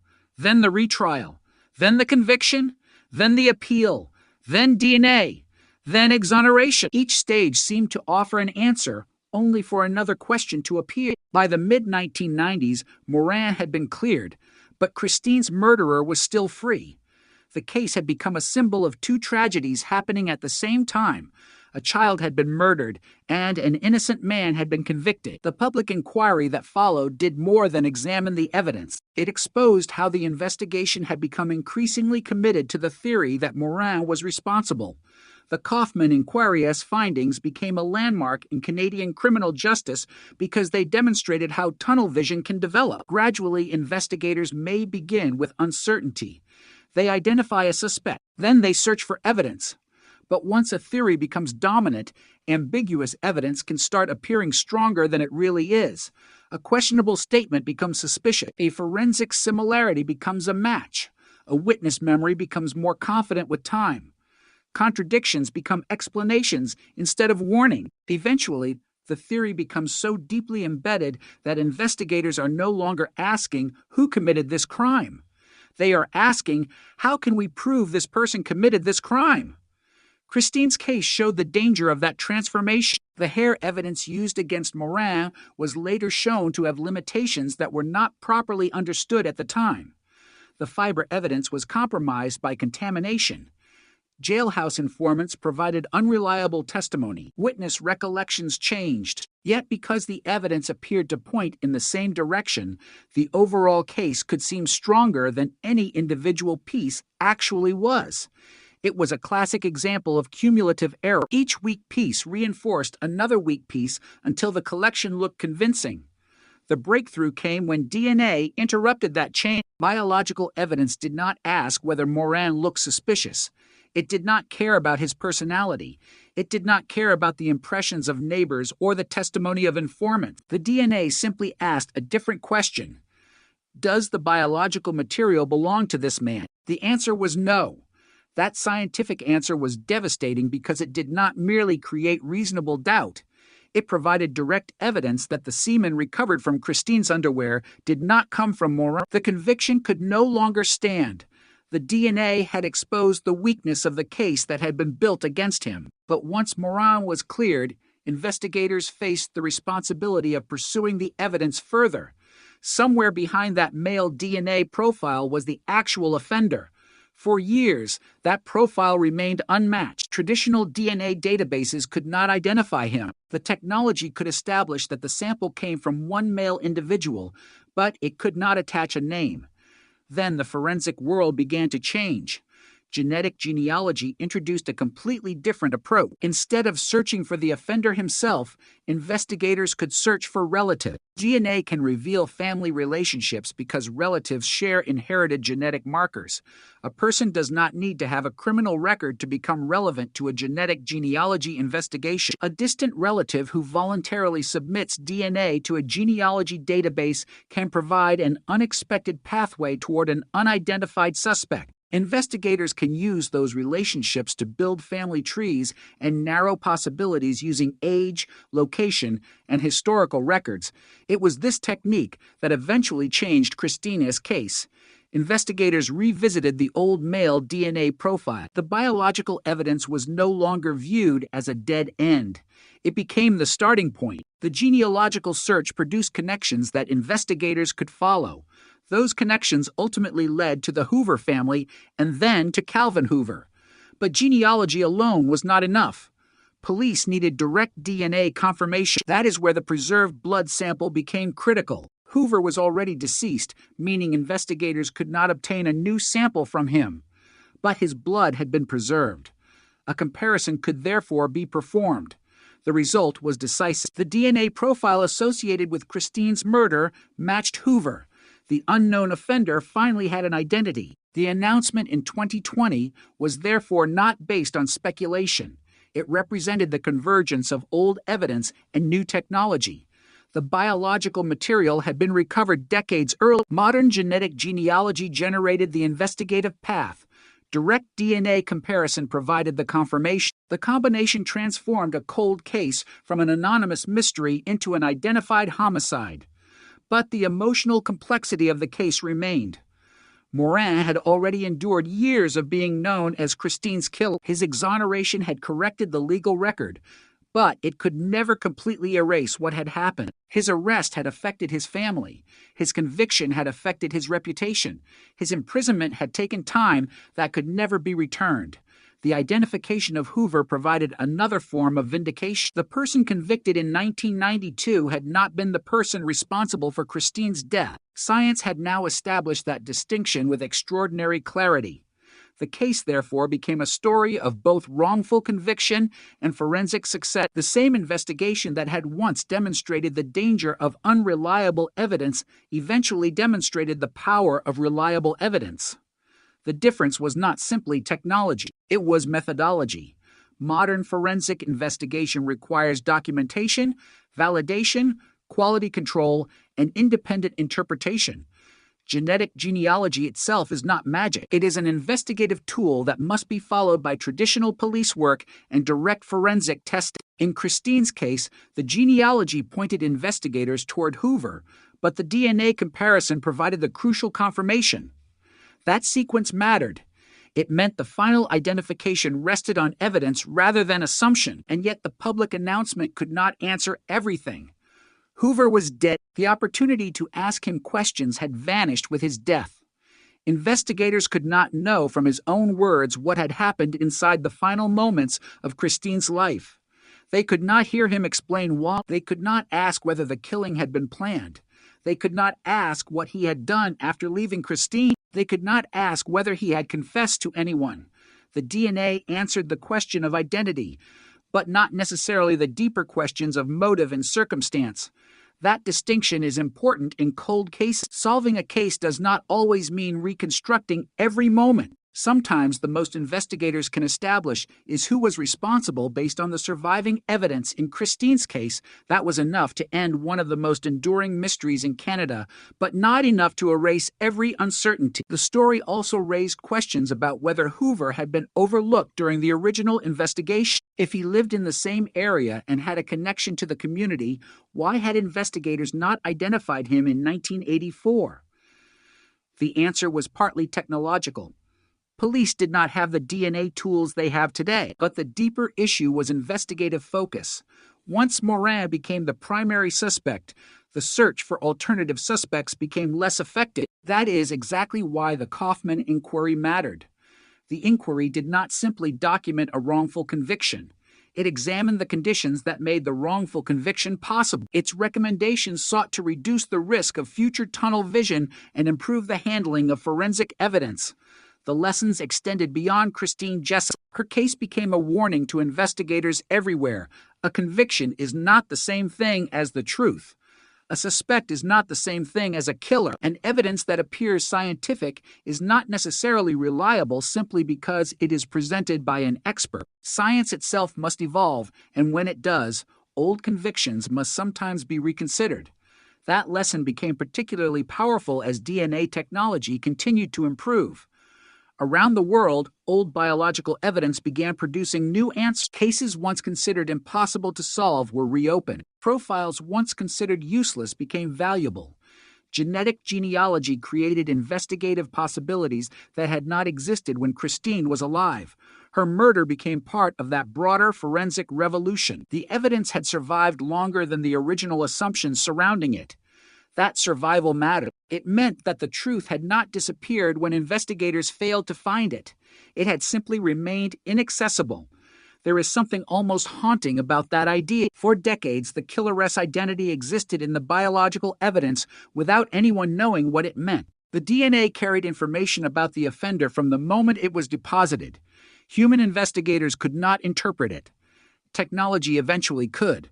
The evidence had been silent only because people did not yet know how to make it speak. When investigators finally identified Hoover, the timeline suddenly looked different. The disappearance in 1984, the discovery of Christine's body, the investigation of Morin, the conviction, the DNA exoneration, the long search for the unknown male, the emergence of genetic genealogy, the identification of Hoover. Every stage became part of one continuous chain. The chain was imperfect, but it had survived. For Christine's family, the name Calvin Hoover could never undo the past. It could not give them another birthday with Christine. It could not erase the memory of her disappearance. It could not restore the years lost to grief, but it answered the question that had remained open for more than 3 decades. The person responsible was no longer unknown, and for Morin, the answer carried a different significance. His innocence was no longer simply a claim supported by an overturned conviction. The DNA evidence pointing to another man provided a powerful biological explanation for what had gone wrong. The wrong man had been accused. The wrong man had been convicted. The real offender had remained unidentified, and the evidence that eventually exposed the mistake had been sitting there all along. That is what makes Christine Jessup's story more than a cold case solved through modern science. It is a warning about the cost of certainty without proof. It is a reminder that a criminal investigation must remain capable of changing direction. And it is a testament to the strange endurance of forensic evidence. Decades can pass. Witnesses can disappear. Investigators can retire. Suspects can die. Memories can fade. But DNA can remain. In Christine's case, it remained long enough for science to catch up with the truth. And when it finally did, the name that emerged was not Guy Paul Morin. It was Calvin Hoover. The man who had been unknown for 36 years was no longer a mystery. But the next question was even more painful. What could never be recovered from the silence of those missing decades? The name Calvin Hoover closed one chapter of the Christine Jessup investigation, but it could never erase what had happened before. His identity was known. For more than 3 decades, the case had carried 2 different kinds of uncertainty. The first was the uncertainty surrounding Christine's killer. The second was the uncertainty surrounding the man who had been wrongly accused of being that killer When DNA finally connected the biological evidence to Hoover, those uncertainties began to separate.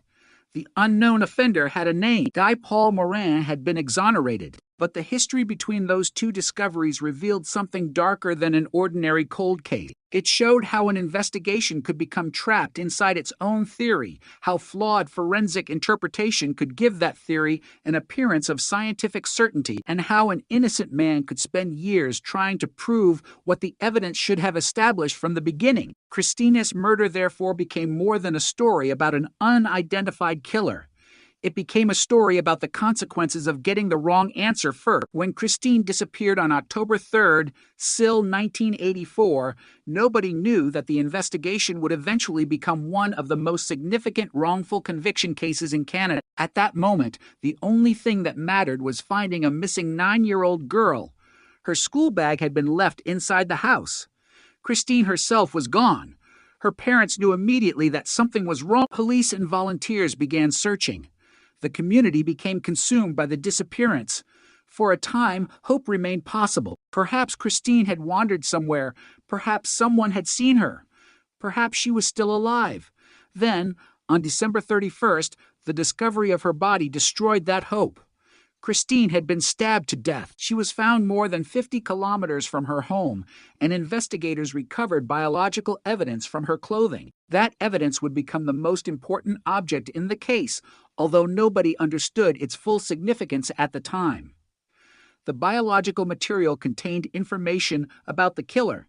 It contained a genetic signature, but in 1984, DNA profiling was not yet available as the investigative weapon it would later become. Police had to rely on the methods of the period. They searched for witnesses. They examined physical evidence. They looked at people who might have had access to Christine. And eventually, attention turned toward Guy Paul Morin. Morin lived near the Jessup family. He was familiar to people in the area. Investigators became increasingly interested in him, and his behavior was interpreted through a growing suspicion that he was involved. His work schedule should have raised questions about whether he had enough time to commit the crime. Yet the investigation continued. His personality became part of the story. His appearance and manner were scrutinized. Statements were interpreted as suspicious. Instead of the evidence determining the suspect increasingly determined how the evidence was interpreted. That distinction would become central to the later inquiry. The Kaufman Commission described tunnel vision as an overly narrow focus on an investigative or prosecutorial theory that can distort the evaluation of information.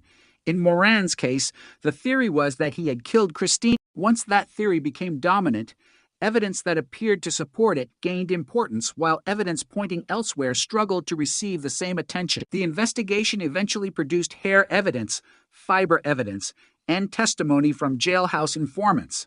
To a jury, the combination could appear overwhelming, but the appearance of strength was misleading. The hair comparison evidence could not provide the individual identification that investigators and jurors might have assumed. The fiber evidence had been contaminated and was not as probative as prosecutors suggested. The jailhouse informants were unreliable, yet these pieces reinforced one another. One weak piece seemed stronger because another weak piece appeared to support it. That is one of the most dangerous patterns in criminal investigation. When separate uncertainties are combined without recognizing their limitations, the final picture can look much more certain than the underlying evidence deserves. Morin was arrested on April 22nd, SIL 1985. He denied killing Christine. He would eventually face 2 trials. At the first, the jury acquitted him. But the Crown appealed, and the Ontario Court of Appeal ordered a new trial. The Supreme Court of Canada later dismissed Morin's appeal, and the second trial eventually resulted in a first-degree murder conviction on July 30th. SIL 1992, the conviction transformed suspicion into official history. Morin was no longer simply the neighbor police believed was responsible. He was now a convicted murderer. The public could read his name beside Christine's. The tragedy of the Jessup family and the tragedy of Morin's wrongful conviction became intertwined. Then science intervened. By the early 1990s, DNA testing had advanced enough to examine the semen recovered from Christine's underwear. Earlier attempts had failed to produce usable results. More sophisticated testing finally succeeded. The DNA did not belong to Moran. The result was devastating and definitive. The man who had been convicted of murdering Christine was not the source of the biological evidence. On January 23rd, still 1995, the Ontario Court of Appeal set aside his conviction and entered an acquittal. The Crown expressed regret for what Moran and his family had endured. He had spent 10 years fighting the case and 18 months in prison, but DNA had not solved Christine's murder. It had only revealed that the wrong man had been convicted. Somewhere beyond the DNA profile was the real offender. For Christine's mother, Janet Jessup, that meant the nightmare continued. Her daughter was still dead. Her killer was still unknown. The legal system had corrected one terrible error, but it had not provided the answer the family needed. In 1996, a public inquiry was ordered to examine the causes of Moran's wrongful conviction. Justice Fred Kaufman's investigation became one of the most important examinations of a wrongful conviction in Canadian history. The inquiry did not treat the case as a simple collection of individual mistakes.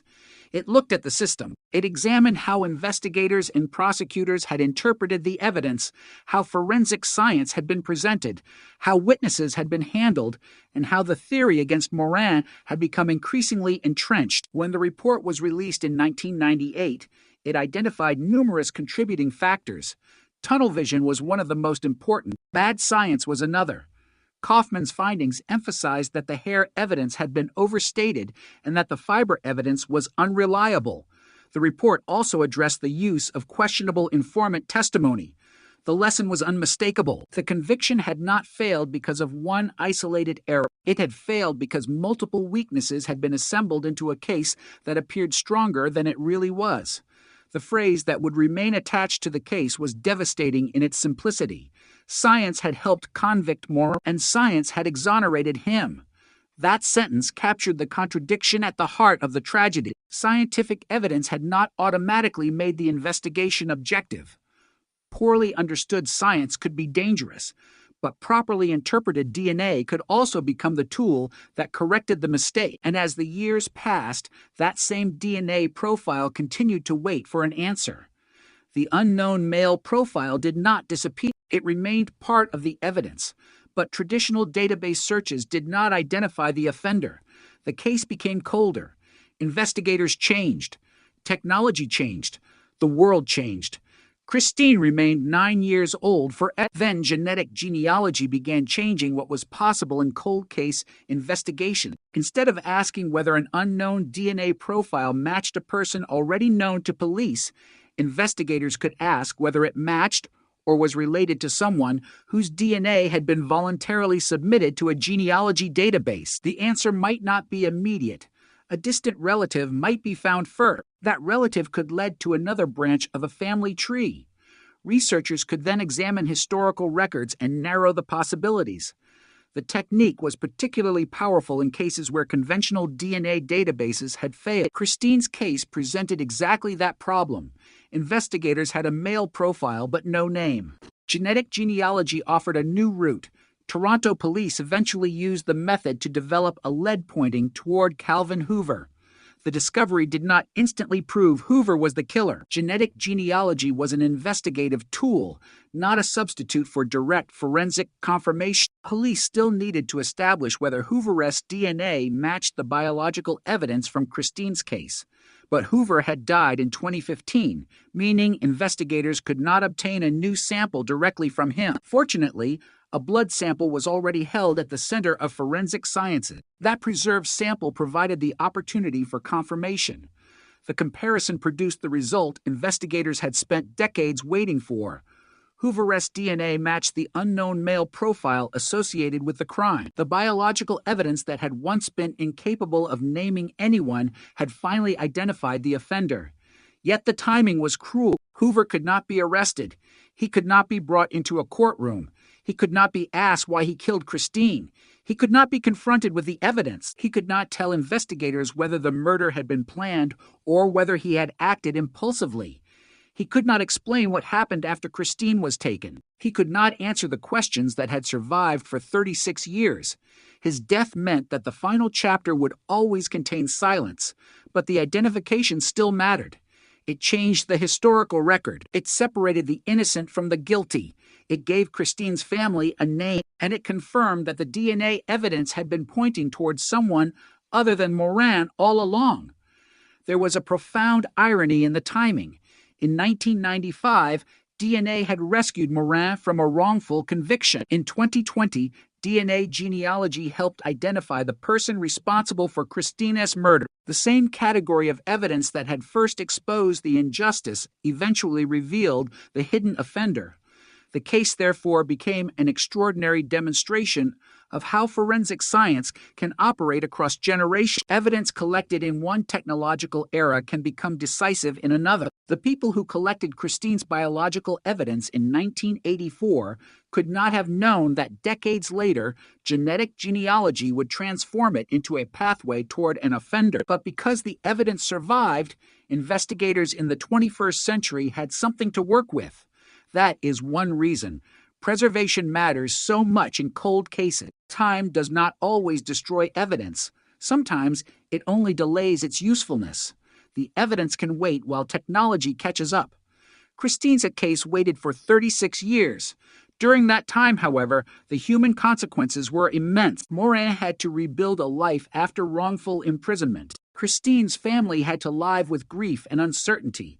Investigators had to carry a case that had never been properly resolved. The community had to live with the knowledge that the person responsible had never been identified, and somewhere in that community as history was a man whose DNA would eventually reveal him. The identification of Hoover also forced a final confrontation with the original investigation. If the DNA now pointed to Hoover, what had investigators missed in 1984? Some of the answer lies in the technology that did not exist, but some lies in the human tendency to follow a theory once it appears convincing. The Morin investigation showed why alternative possibilities must remain open.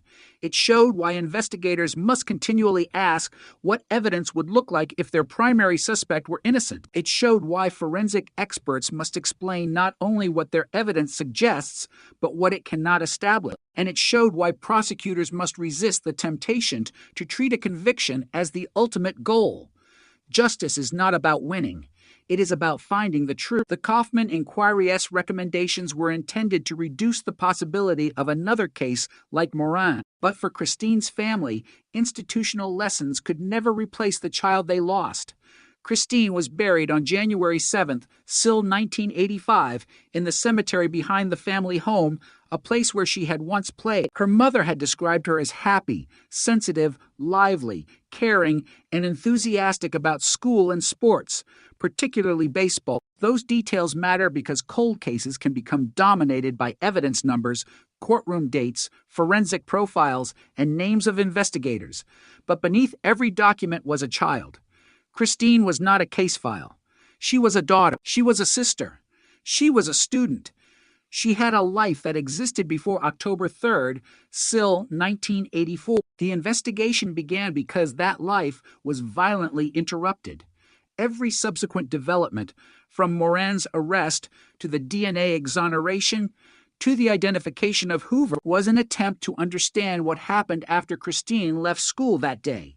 And when the answer finally came, it arrived in a form no one in 1984 could have predicted. There was no confession, no dramatic arrest, no killer standing before cameras. There was only DNA, preserved through time, interpreted by a new generation of investigators using a new generation of science. That was enough to give the unknown offender a name. But it was not enough to give the family every answer. The most painful questions remained locked inside the mind of a dead man. Why Christine? Why her? What did he intend to do? What happened during the final moments? Did anyone else know? Those questions may never be answered, and perhaps that is the final cruelty of a cold case solved after the suspect has died. The identity can be recovered, but the complete story may remain forever incomplete. Still, the most important truth was no longer uncertain. Guy Paul Morin did not murder Christine Jessup. The DNA evidence proved that. Calvin Hoover was identified through genetic genealogy and confirmed through DNA as the source of the biological evidence associated with the crime. The case that had once destroyed an innocent man's life had finally revealed the person connected to the evidence. And after all those years, the silence surrounding Christine began to change, not because the past had disappeared, but because the evidence had finally been allowed to speak. The identification of Calvin Hoover did not erase the years that had passed since Christine Jessup's murder, and it did not provide the courtroom ending that many people would expect from a case finally solved. There would be no dramatic arrest at dawn, no handcuffs closing around the wrists of a suspect, no jury waiting to hear the evidence, and no judge delivering a sentence. Hoover had died in 2015. By the time genetic genealogy led investigators toward him, the man they believed responsible for Christine's murder could no longer answer a single question. Yet the absence of a living suspect did not make the evidence less significant. If anything, it forced investigators to rely even more heavily on the scientific trail that had survived for 36 years. The story now centered on a simple but extraordinary fact. The biological evidence recovered from Christine had outlived the people who had once tried to interpret it. In 1984, investigators had looked at the evidence through the technology and assumptions of their time. In the 1990s, DNA testing transformed the same evidence into the key that freed Guy Paul Moran. In the 2020 genetic genealogy transformed the unknown DNA profile into a name.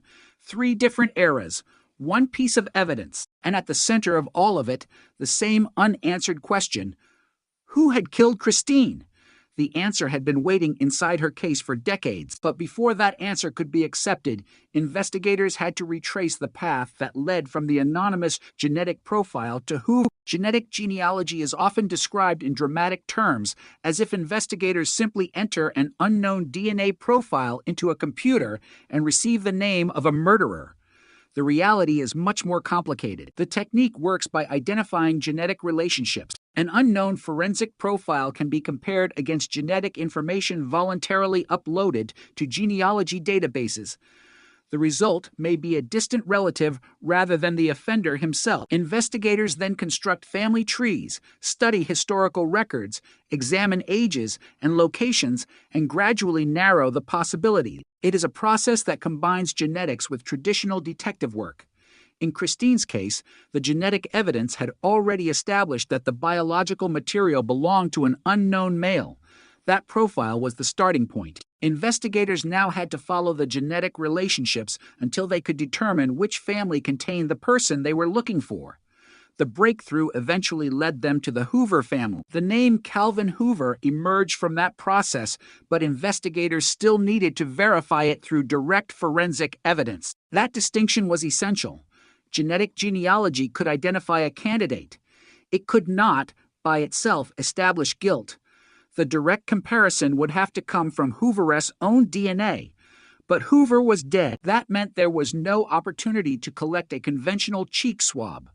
Fortunately, investigators located a preserved blood sample. The sample allowed forensic scientists to compare Hoover's genetic profile directly with the unknown profile from Christine's case. The result was a match.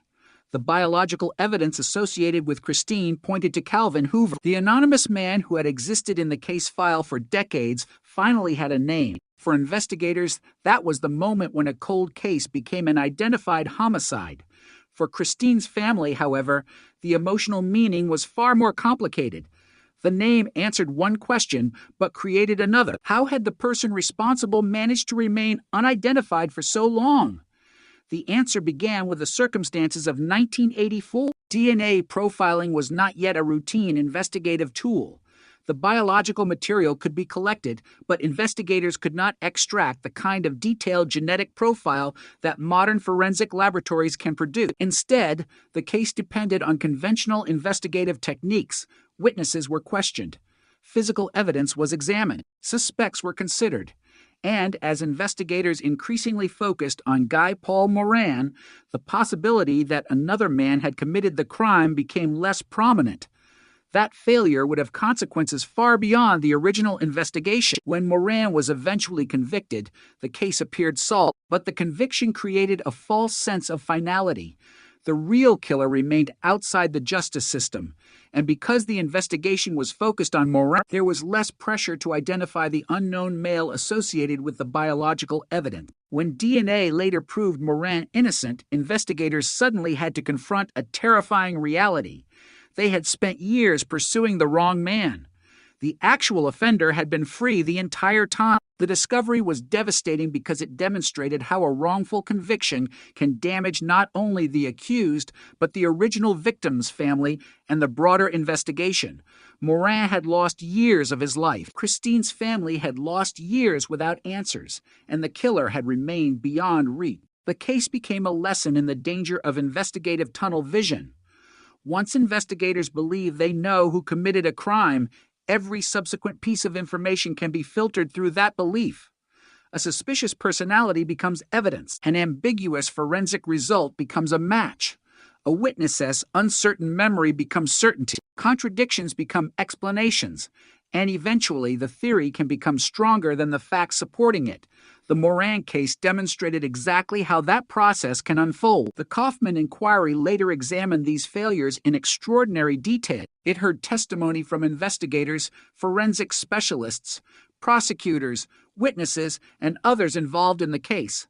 The inquiry's findings became a landmark examination of wrongful conviction and police investigation in Canada. Its recommendations addressed issues ranging from forensic evidence to police procedures and the handling of informants. The case had become a warning written into Canadian legal history. But the inquiry could not solve Christine's murder. It could only explain how the investigation had gone wrong. The unknown DNA profile remained. For years, it was one of the few pieces of evidence that investigators could trust. It had already proved Moran was not responsible. Now it had to be used to find the person who was. The passage of time made that challenge difficult. People who had lived in Queensville in 1984 aged. Some died. Memories faded. The community changed. The world around the case changed, but the biological evidence remained remarkably stable.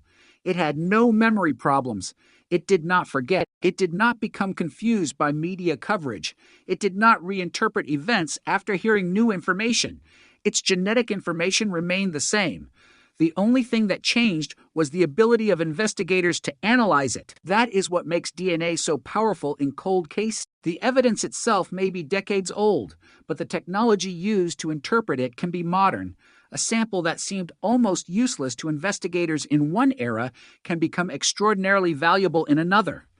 Christina's case became a perfect example. The biological evidence could not identify the killer in 1984. It could exonerate Moran in the 1990s, and eventually, with genetic genealogy, it could identify Hoover in the 21st century.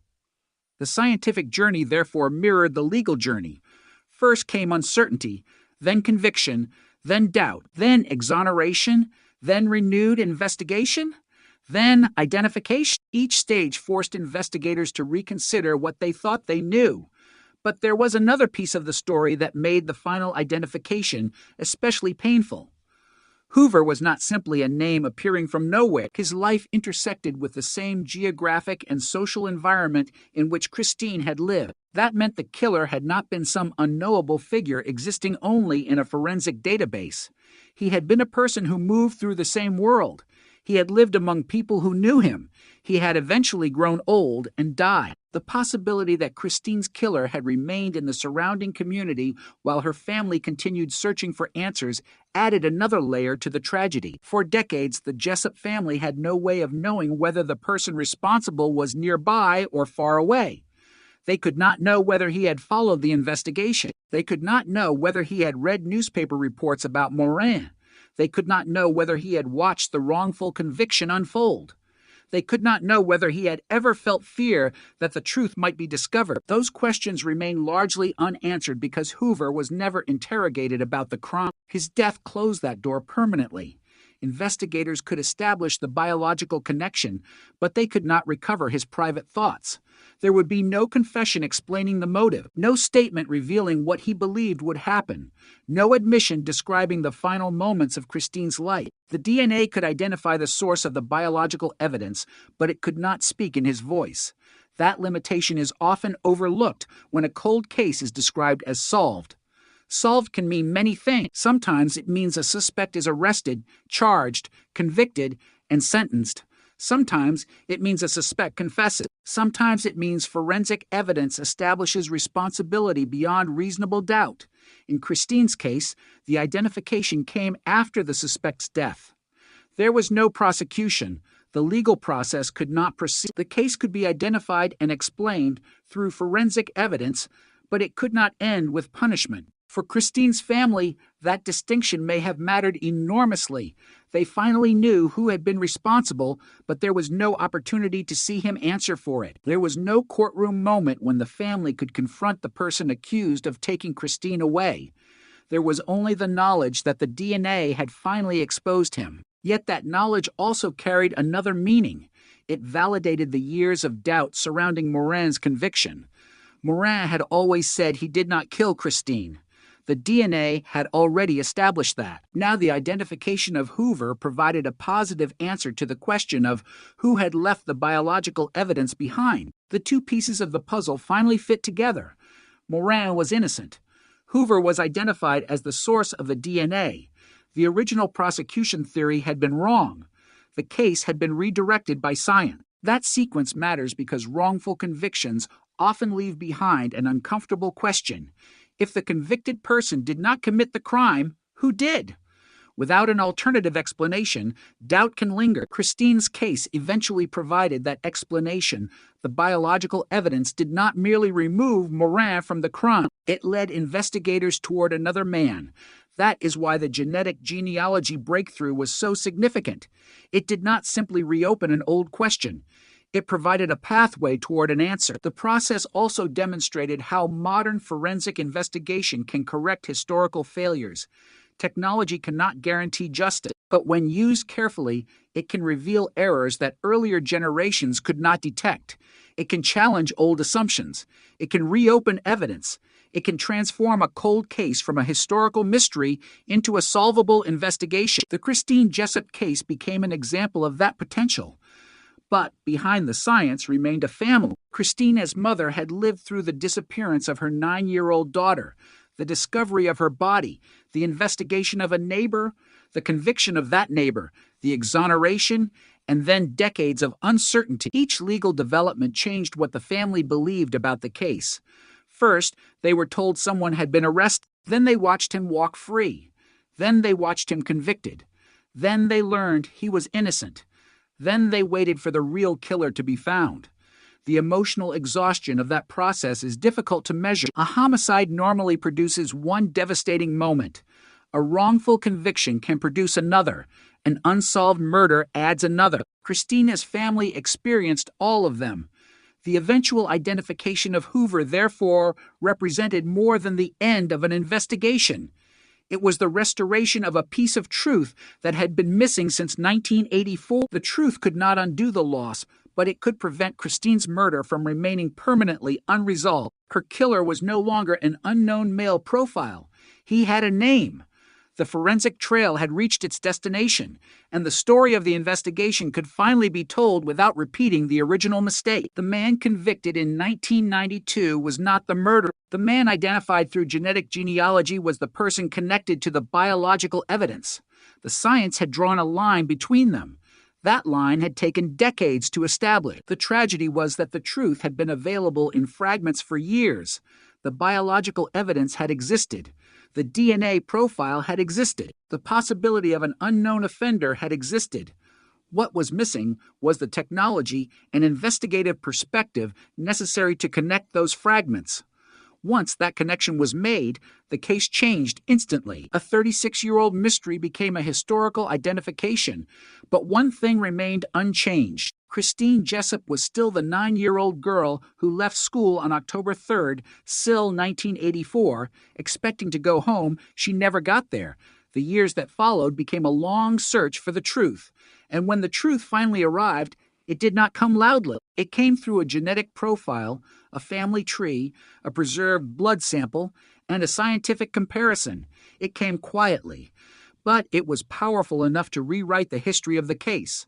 The killeress identity was no longer hidden. The innocent man's name could finally be separated from the crime, and after 36 years, the evidence that had been silent since Christine's death finally spoke.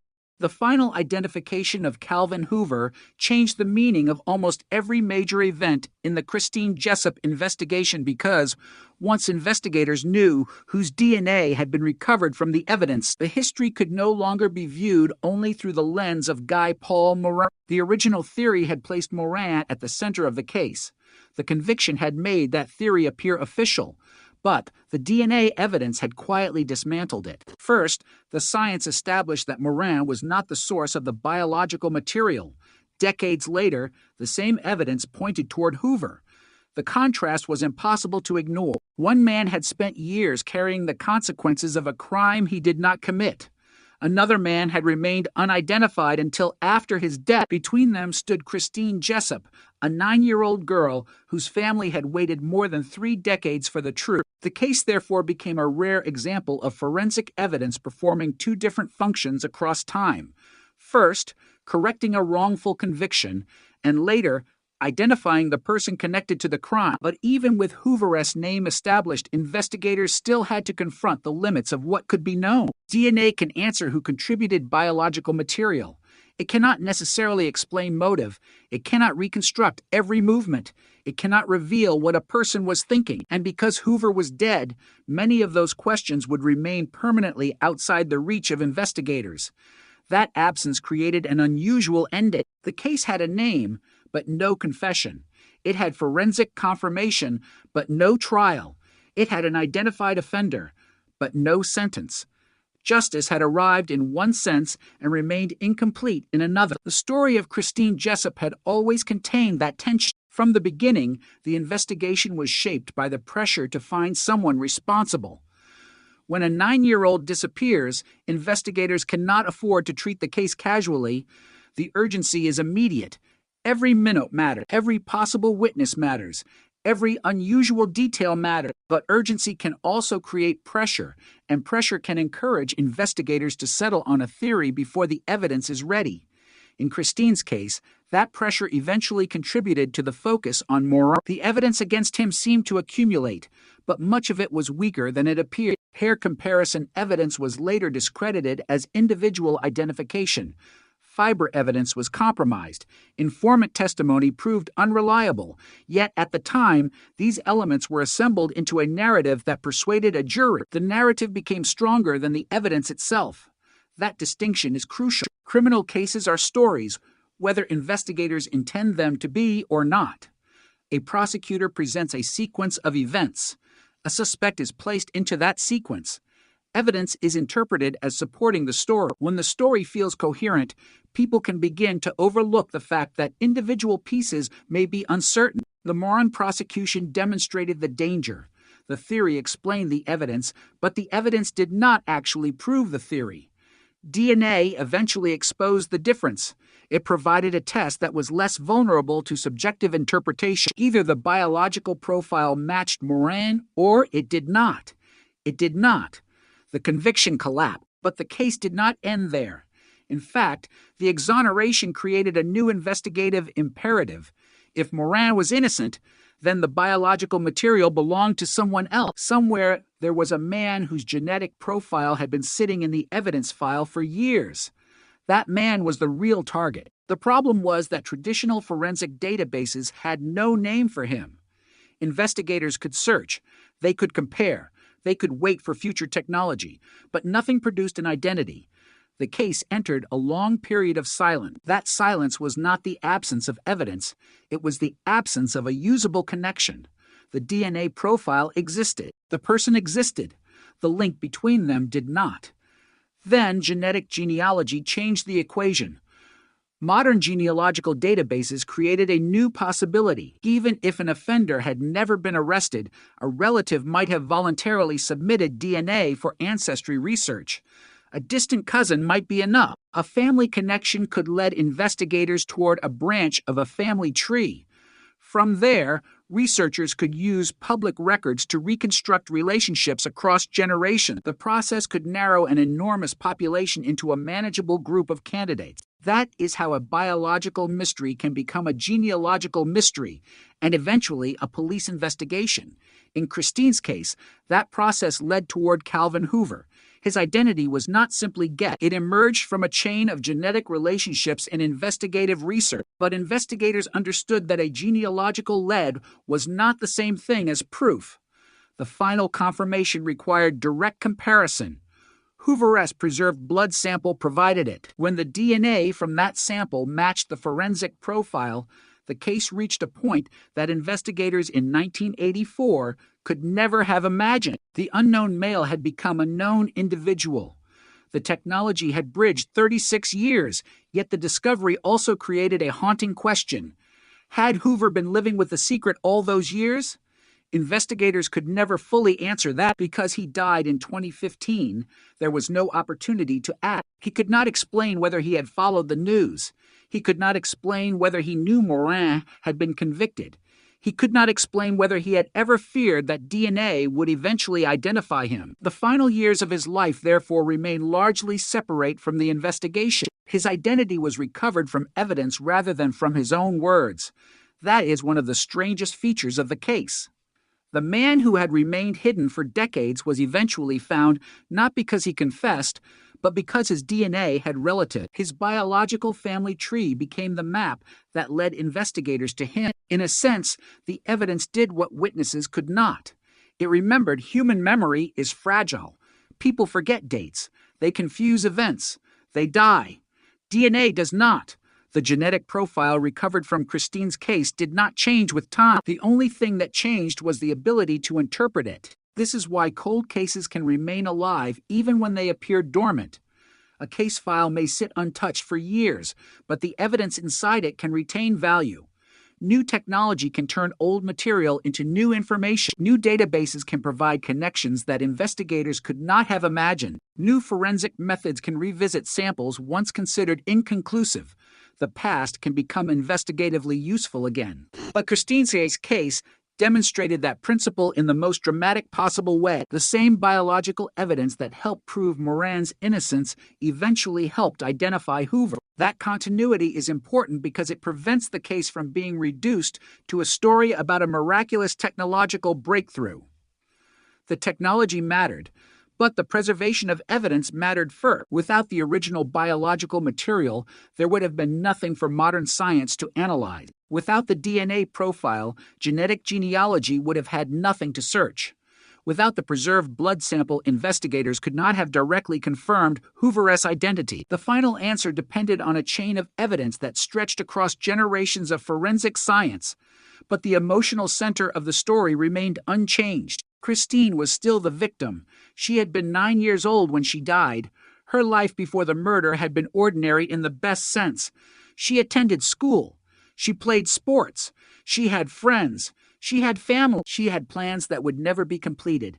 After her death, the world continued moving while her life remained fixed in time. People around her grew older. Her classmates became adults. The town changed. Investigators retired. New technologies appeared. Yet Christine remained forever 9. That is one of the cruelest realities of child homicide. The victim does not get to age alongside everyone else. Their family must carry the memory of the person they were at the moment they were taken. For Christine's family, the identification of Hoover could not change that reality. But it could change the way her story was remembered. Instead of being remembered primarily as the girl whose murder led to the wrongful conviction of an innocent neighbor, Christine could finally be remembered as the victim whose killer was identified through modern forensic science. That distinction matters. The wrong man had dominated the case for years. Morin's name had appeared in headlines. His arrest had generated public attention. His trials became legal history. His exoneration became a national story. But Christine herself risked becoming secondary to the controversy surrounding the wrongful conviction. The eventual identification of Hoover redirected the focus back toward the original crime. The case was no longer only about how the justice system failed Moran. It was also about how science finally succeeded in identifying the person connected to Christine's death. Yet even then, the investigation could not recover every lost detail. The location where Christine's body was found remained a painful part of the story. She had disappeared from her neighborhood and was discovered months later in a different location. The distance between those places represented the gap investigators had spent years trying to cross. How had she been taken? How had she been transported? Why had the killer chosen that location? What happened during the missing hour? Some of those questions could potentially be inferred from evidence, but without Hoover alive to provide testimony, certainty was impossible. Investigators could establish a biological connection. They could not manufacture a confession. That limitation is a reminder that solving a homicide and understanding it are not always the same thing. A case can be scientifically solved while emotionally remaining incomplete. The family can know who was responsible while still not knowing why. The public can know the identity while still wondering what happened inside the final moments. The legal system can correct a wrongful conviction while still being unable to punish the actual offender. Christine's case contained all of those contradictions. It was solved and unsolved at the same time, depending on what question was being asked. Who killed Christine? Investigators eventually had an answer. Why did he do it? The answer remained uncertain. Was Moran responsible? No. Did the DNA point to another man? Yes. Could Hoover be prosecuted? No. Did the family finally receive the truth? They received a crucial part of it. Those distinctions are essential because sensational headlines often compress decades of investigation into a single sentence. Cold case solved. But behind that phrase is a complicated human history. There were years of investigation, years of legal proceeding, years of doubt, years of waiting, and years in which the wrong person carried the burden of the crime. The real significance of the breakthrough was therefore not simply that a suspect had been identified. It was that the evidence had finally corrected the record. The case had once told a false story. Modern DNA helped replace it with a more accurate one. That process also demonstrated why wrongful convictions must remain open to review. A conviction can feel final. A courtroom can produce an official judgment, but science can later reveal that the judgment was wrong. When that happens, the justice system must have the courage to reconsider its own conclusions. Moran's case showed that reconsideration can take years. The DNA evidence that eventually cleared him had to overcome a conviction that had already been affirmed through the legal process. The truth did not become true because a court declared it. It became undeniable because the evidence changed what could be proven. The same principle later applied to Hoover. Investigators did not identify him because they needed a convenient suspect. They identified him because the genetic evidence led them there, and a direct comparison confirmed the match. That difference between theory and evidence was the central lesson of the entire case. The original investigation had begun with a theory and interpreted evidence around it. The final investigation began with evidence and followed it toward an identity. That is why the ending feels so different from the beginning. In 1984, investigators were searching for a person who fit their theory. Decades later, investigators were searching for the person who fit the DNA. The second approach led somewhere the first one never did. It led to Calvin Hoover, and once his name entered the case, the 36-year silence surrounding the unknown male profile was broken. The evidence had finally crossed the distance between a laboratory result and a human identity. But the silence around Christine herself could never be broken in the same way. She could not speak about what happened. Her family could not recover the lost years. The community could not return to the moment before her disappearance. All anyone could do was reconstruct the truth from what remained. A child's life had ended. An innocent man had been imprisoned.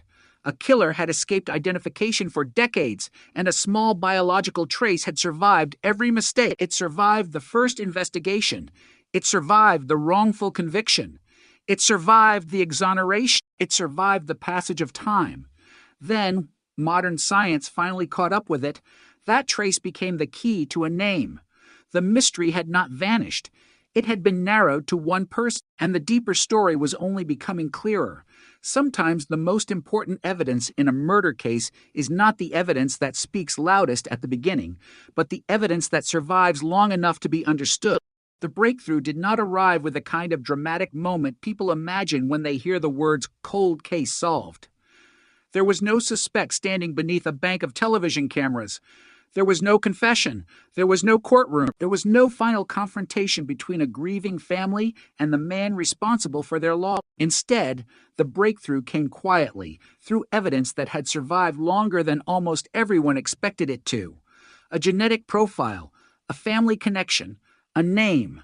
Then a comparison that transformed a possibility into a forensic conclusion. Calvin Hoover was identified as the man whose DNA had been recovered in connection with Christine Jessup's murder, bringing an extraordinary 36-year investigation to its most important answer. But the deeper investigators looked into the history of the case, the more complicated that answer became, because Christine's murder was never simply an unsolved homicide. It was also the story of a wrongful conviction, a flawed investigation, disputed forensic science, and a justice system that had once announced the wrong man as the killer. Now, decades later, the evidence had forced the story to be rewritten, and rewriting that story meant going back to the beginning, to the moment when Christine disappeared and the small Ontario community around her was suddenly transformed by fear. On October 3rd, still 1984, Christine was 9 years old. She had gone to school that day like countless other children.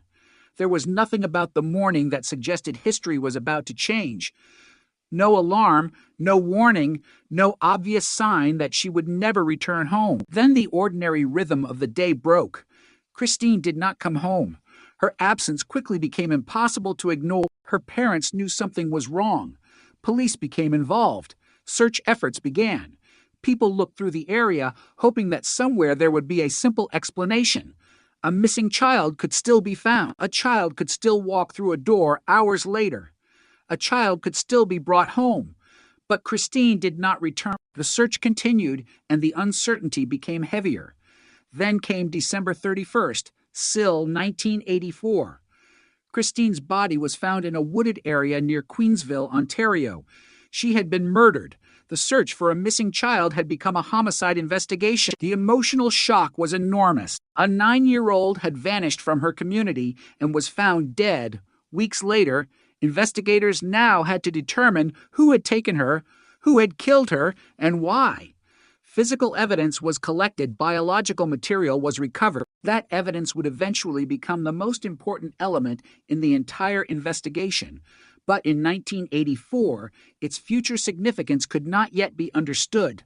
The technology that would eventually identify the offender was still developing. Investigators instead relied on the forensic methods available at the time, along with interviews, observations, witness accounts, and theories about people who might have had an opportunity to harm Christine. The investigation gradually focused on Guy Paul Moran.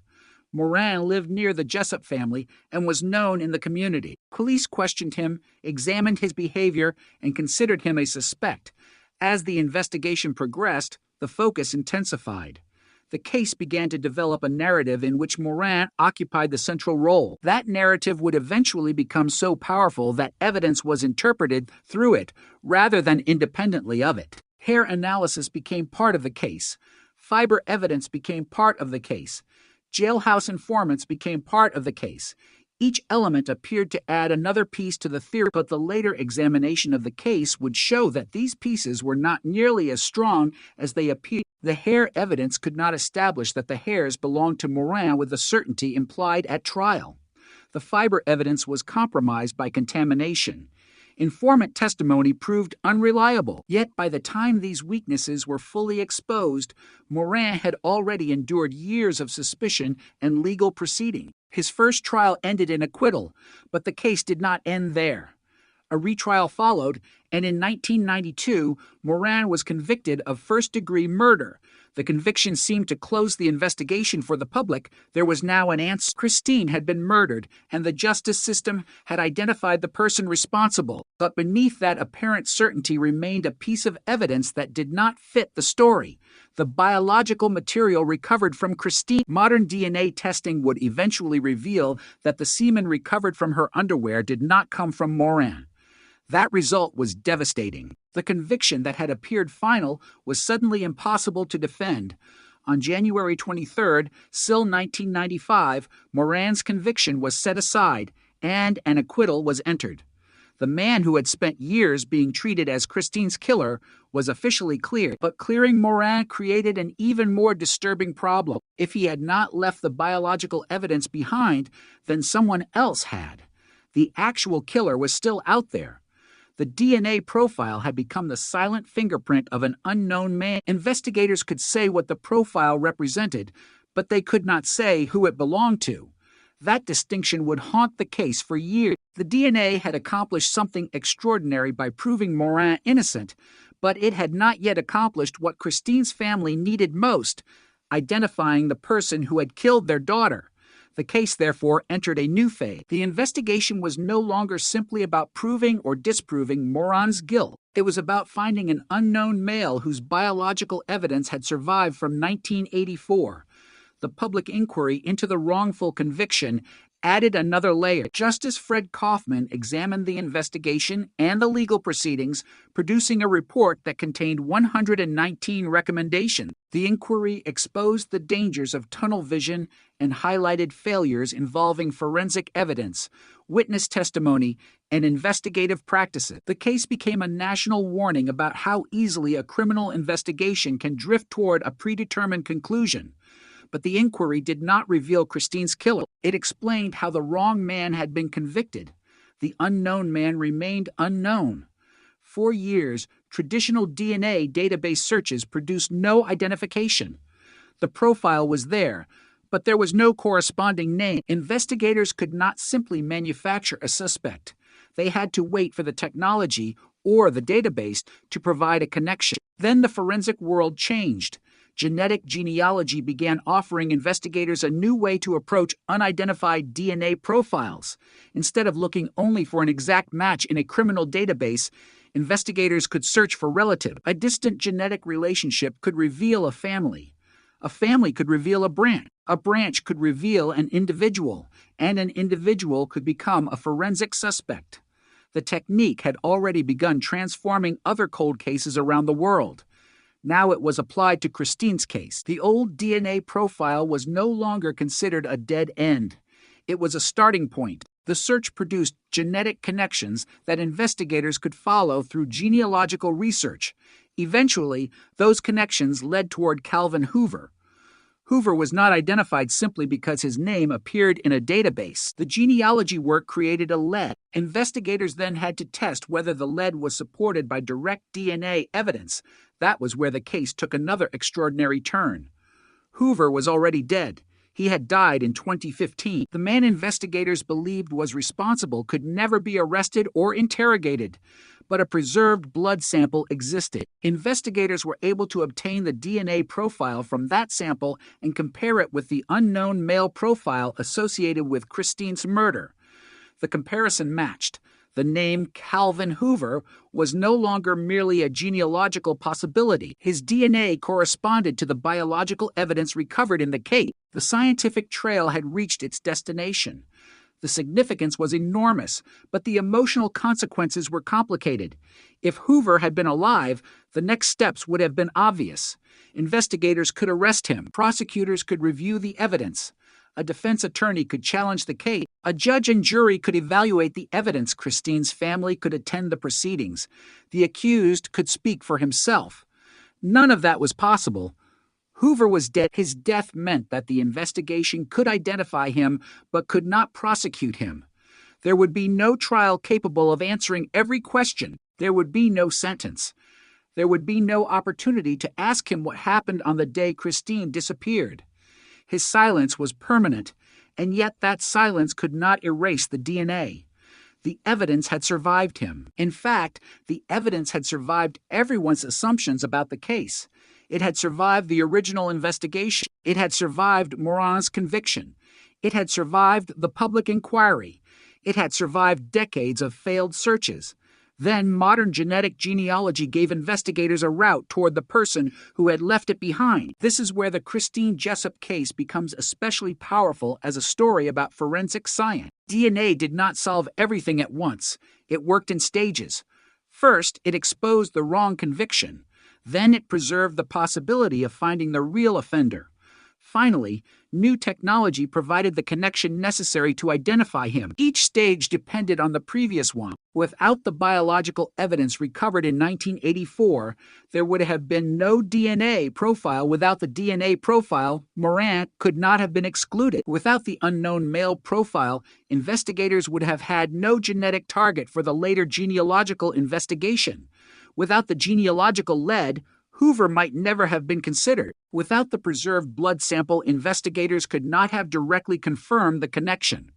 The case was therefore not solved by one miracle. It was solved by a chain of evidence that stretched across decades. Every link mattered. The discovery also changed the way Moran's wrongful conviction was understood. Before Hoover was identified, Moran's exoneration had established that he was not the source of the biological evidence. But the question of who was responsible remained open. After Hoover was identified, there was finally an alternative explanation supported by forensic evidence. The man who had been convicted was not the man whose DNA was found. Another individual's DNA matched the profile. The original theory had been wrong. That realization carried a painful irony. The investigation had once seemed certain enough to put Moran behind bars, yet the truth had been sitting inside the evidence, waiting for science to catch up. The case became an example of why certainty should never replace verification. An investigator can be convinced. A prosecutor can be convinced. A jury can be convinced. But evidence must still be tested independently. In Christine's case, the evidence that eventually mattered most was the evidence that could not be persuaded by a theory. DNA did not care who investigators suspected. It did not care what neighbors believed. It did not care how persuasive a witness sounded. It provided a genetic profile, and that profile remained unchanged. The human interpretation surrounding it changed repeatedly. First, the case pointed toward Moran. Then DNA pointed away from him. Decades later, genealogy pointed toward Hoover. Finally, direct comparison confirmed the connection. The evidence had effectively corrected the human story. But even with that correction, one enormous question remained. Why? Why did Hoover kill Christine? Why was a 9-year-old girl targeted? What happened between the moment she disappeared and the moment her body was found? What was the killer thinking? What did he do afterward? Did he ever discuss the crime with anyone? Did he follow the investigation? Did he know that another man had been convicted? Did he understand that DNA could eventually expose him? These are the questions that no genetic profile can answer. The science could identify the source of biological evidence, but it could not recover a dead man's thoughts. That is the cruel boundary of forensic investigation. Technology can become astonishingly precise, but it cannot resurrect the missing voice of the person responsible. For Christine's family, the identification therefore brought both closure and incompleteness. They finally had a name, but no explanation. They finally had a scientific answer, but no confession. They finally knew the identity of the person connected to the crime, but they could not see him stand before a court. The years that had passed could not be reversed. Christine would remain 9 forever. Her mother could never recover the decades stolen by grief and uncertainty. Her family could never return to the day before the disappearance and change what happened.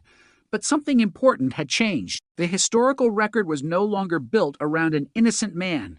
It was no longer dominated by the assumption that the case had been solved in 1992. The truth was more complicated and, in some ways, more devastating. The wrong man had been convicted. The real offender had remained unidentified, and the evidence that eventually exposed the truth had been present all along. That realization is perhaps the most haunting part of Christine Jessup's story.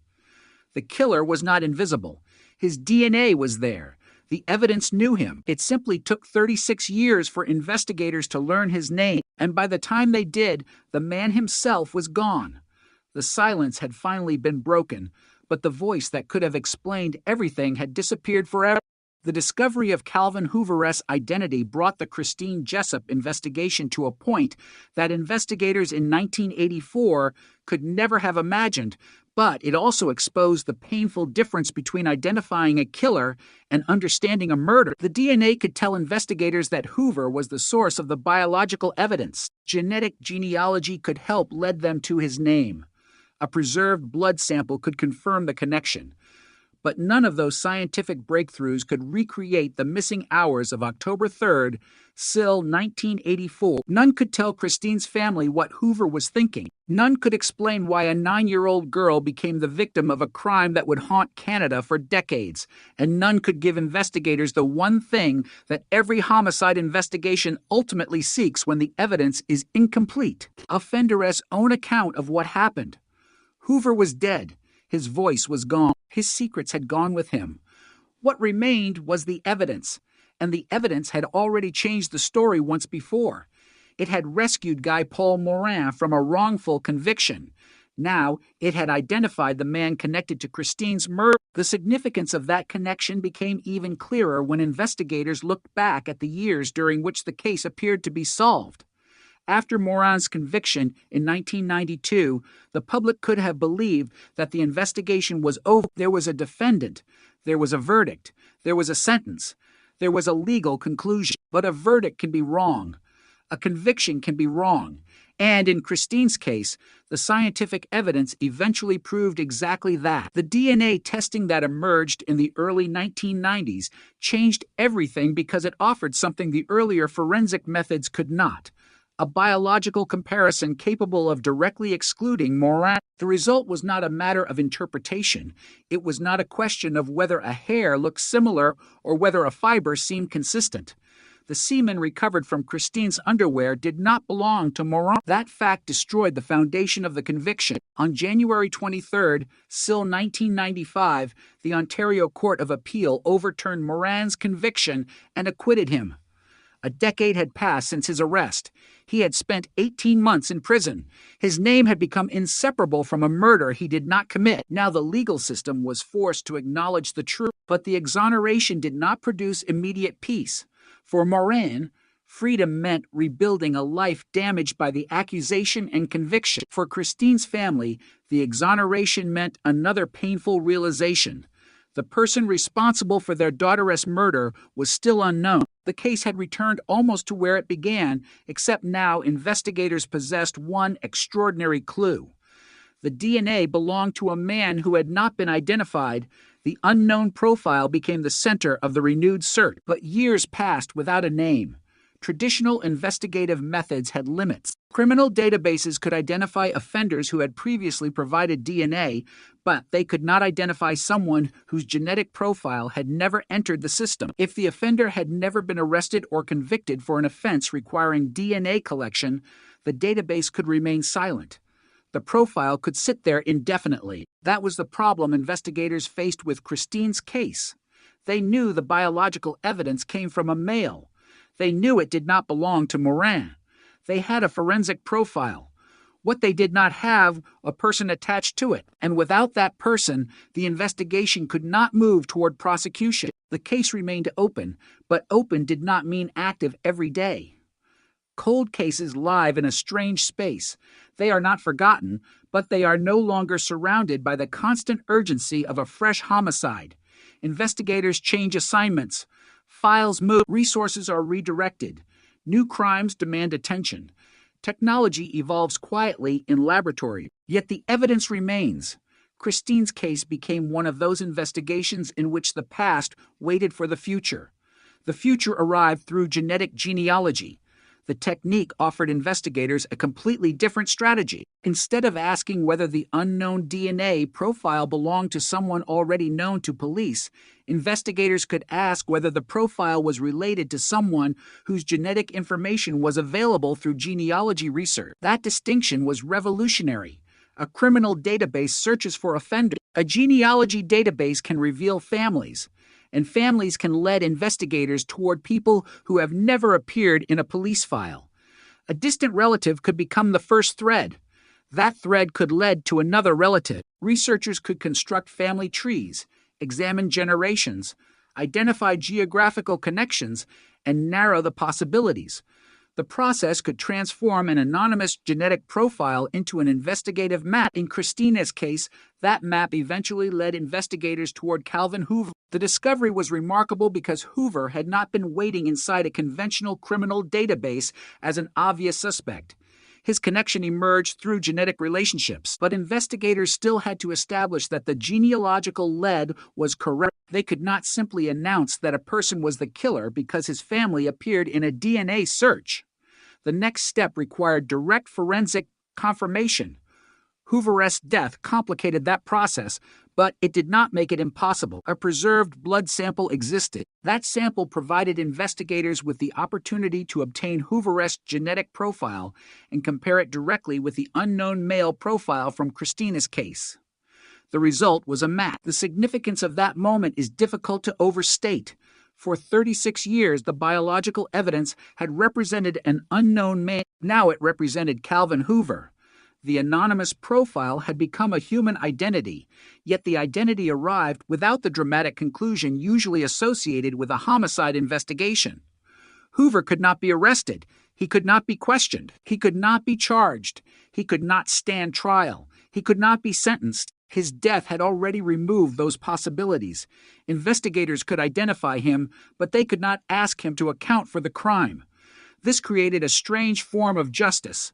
The truth had finally emerged, but punishment was impossible. For Christine's family, that reality could produce conflicting emotion. Knowing the name of the person responsible could bring relief after decades of uncertainty, but knowing that he was already dead meant there could be no confrontation and no courtroom. The family would never hear an explanation from the man himself. The absence of that explanation left the emotional center of the case unresolved. What exactly happened to Christine after she disappeared from her neighborhood? How did she encounter Hoover? What was the sequence of events that led to her death? Why did he leave biological evidence behind? Did he know that his DNA could eventually identify him? Did he ever imagine that modern science might find him after he was gone? These questions have no simple answers. Some might be inferred from the physical evidence, but inference is not the same as certainty. That distinction is important because cold case stories can become distorted when unanswered questions are filled with speculation. But temptation is strong. When a suspect is identified decades later, people naturally want to reconstruct every missing moment. But responsible investigation must separate what is proven from what remains unknown. In Christina's case, the strongest conclusion came from the DNA. The biological evidence connected Hoover to the crime. Beyond that, investigators had to be careful. His identity could be established. His motive could not necessarily be reconstructed. His thoughts could not be recovered. His confession could not be obtained. The case could be solved in a forensic sense while remaining incomplete in a human sense. That distinction also protected Christine's story from becoming another narrative built on assumptions. The original investigation had shown the danger of allowing theories to become facts. Investigators once believed Moran was responsible. The theory became increasingly powerful. Evidence was interpreted in its favor. The eventual DNA exclusion proved how dangerous that process had been. The final investigation followed a different path. It began with a biological fact and moved outward. The DNA profile came first. Genetic relationships produced leads. Historical information narrowed the field. A preserved blood sample provided confirmation. The direction was reversed. Instead of choosing a suspect and looking for evidence, investigators followed evidence toward a suspect. That difference is one of the most important lessons in the case. It demonstrates why modern cold case investigations often begin by returning to the original physical evidence rather than simply reviewing old witness statements. Witnesses can forget. Memories can change. People can become influenced by media reports, but biological evidence can remain stable. The evidence from Christine's case had survived the years when human recollection was becoming less reliable. The forensic profile had remained the same while the people around it aged. That endurance allowed a new generation of investigators to approach the case without being bound entirely by the assumptions of 1984. The identification of Hoover also changed the meaning of the wrongful conviction. Before the breakthrough, the story could be described as a case in which DNA proved Morin innocent, but the real killer remained unknown. After the breakthrough, there was a second conclusion. The biological evidence had now been connected to another individual. That meant the original investigation had not merely failed to prove Morin's guilt. It had focused on the wrong person while the actual source of the biological evidence remained unidentified. The implications were enormous. An innocent man had been convicted while the real offender remained beyond the reach of investigators. The consequences of tunnel vision were therefore not theoretical. They were measurable. Morin lost years. Christine's family lost years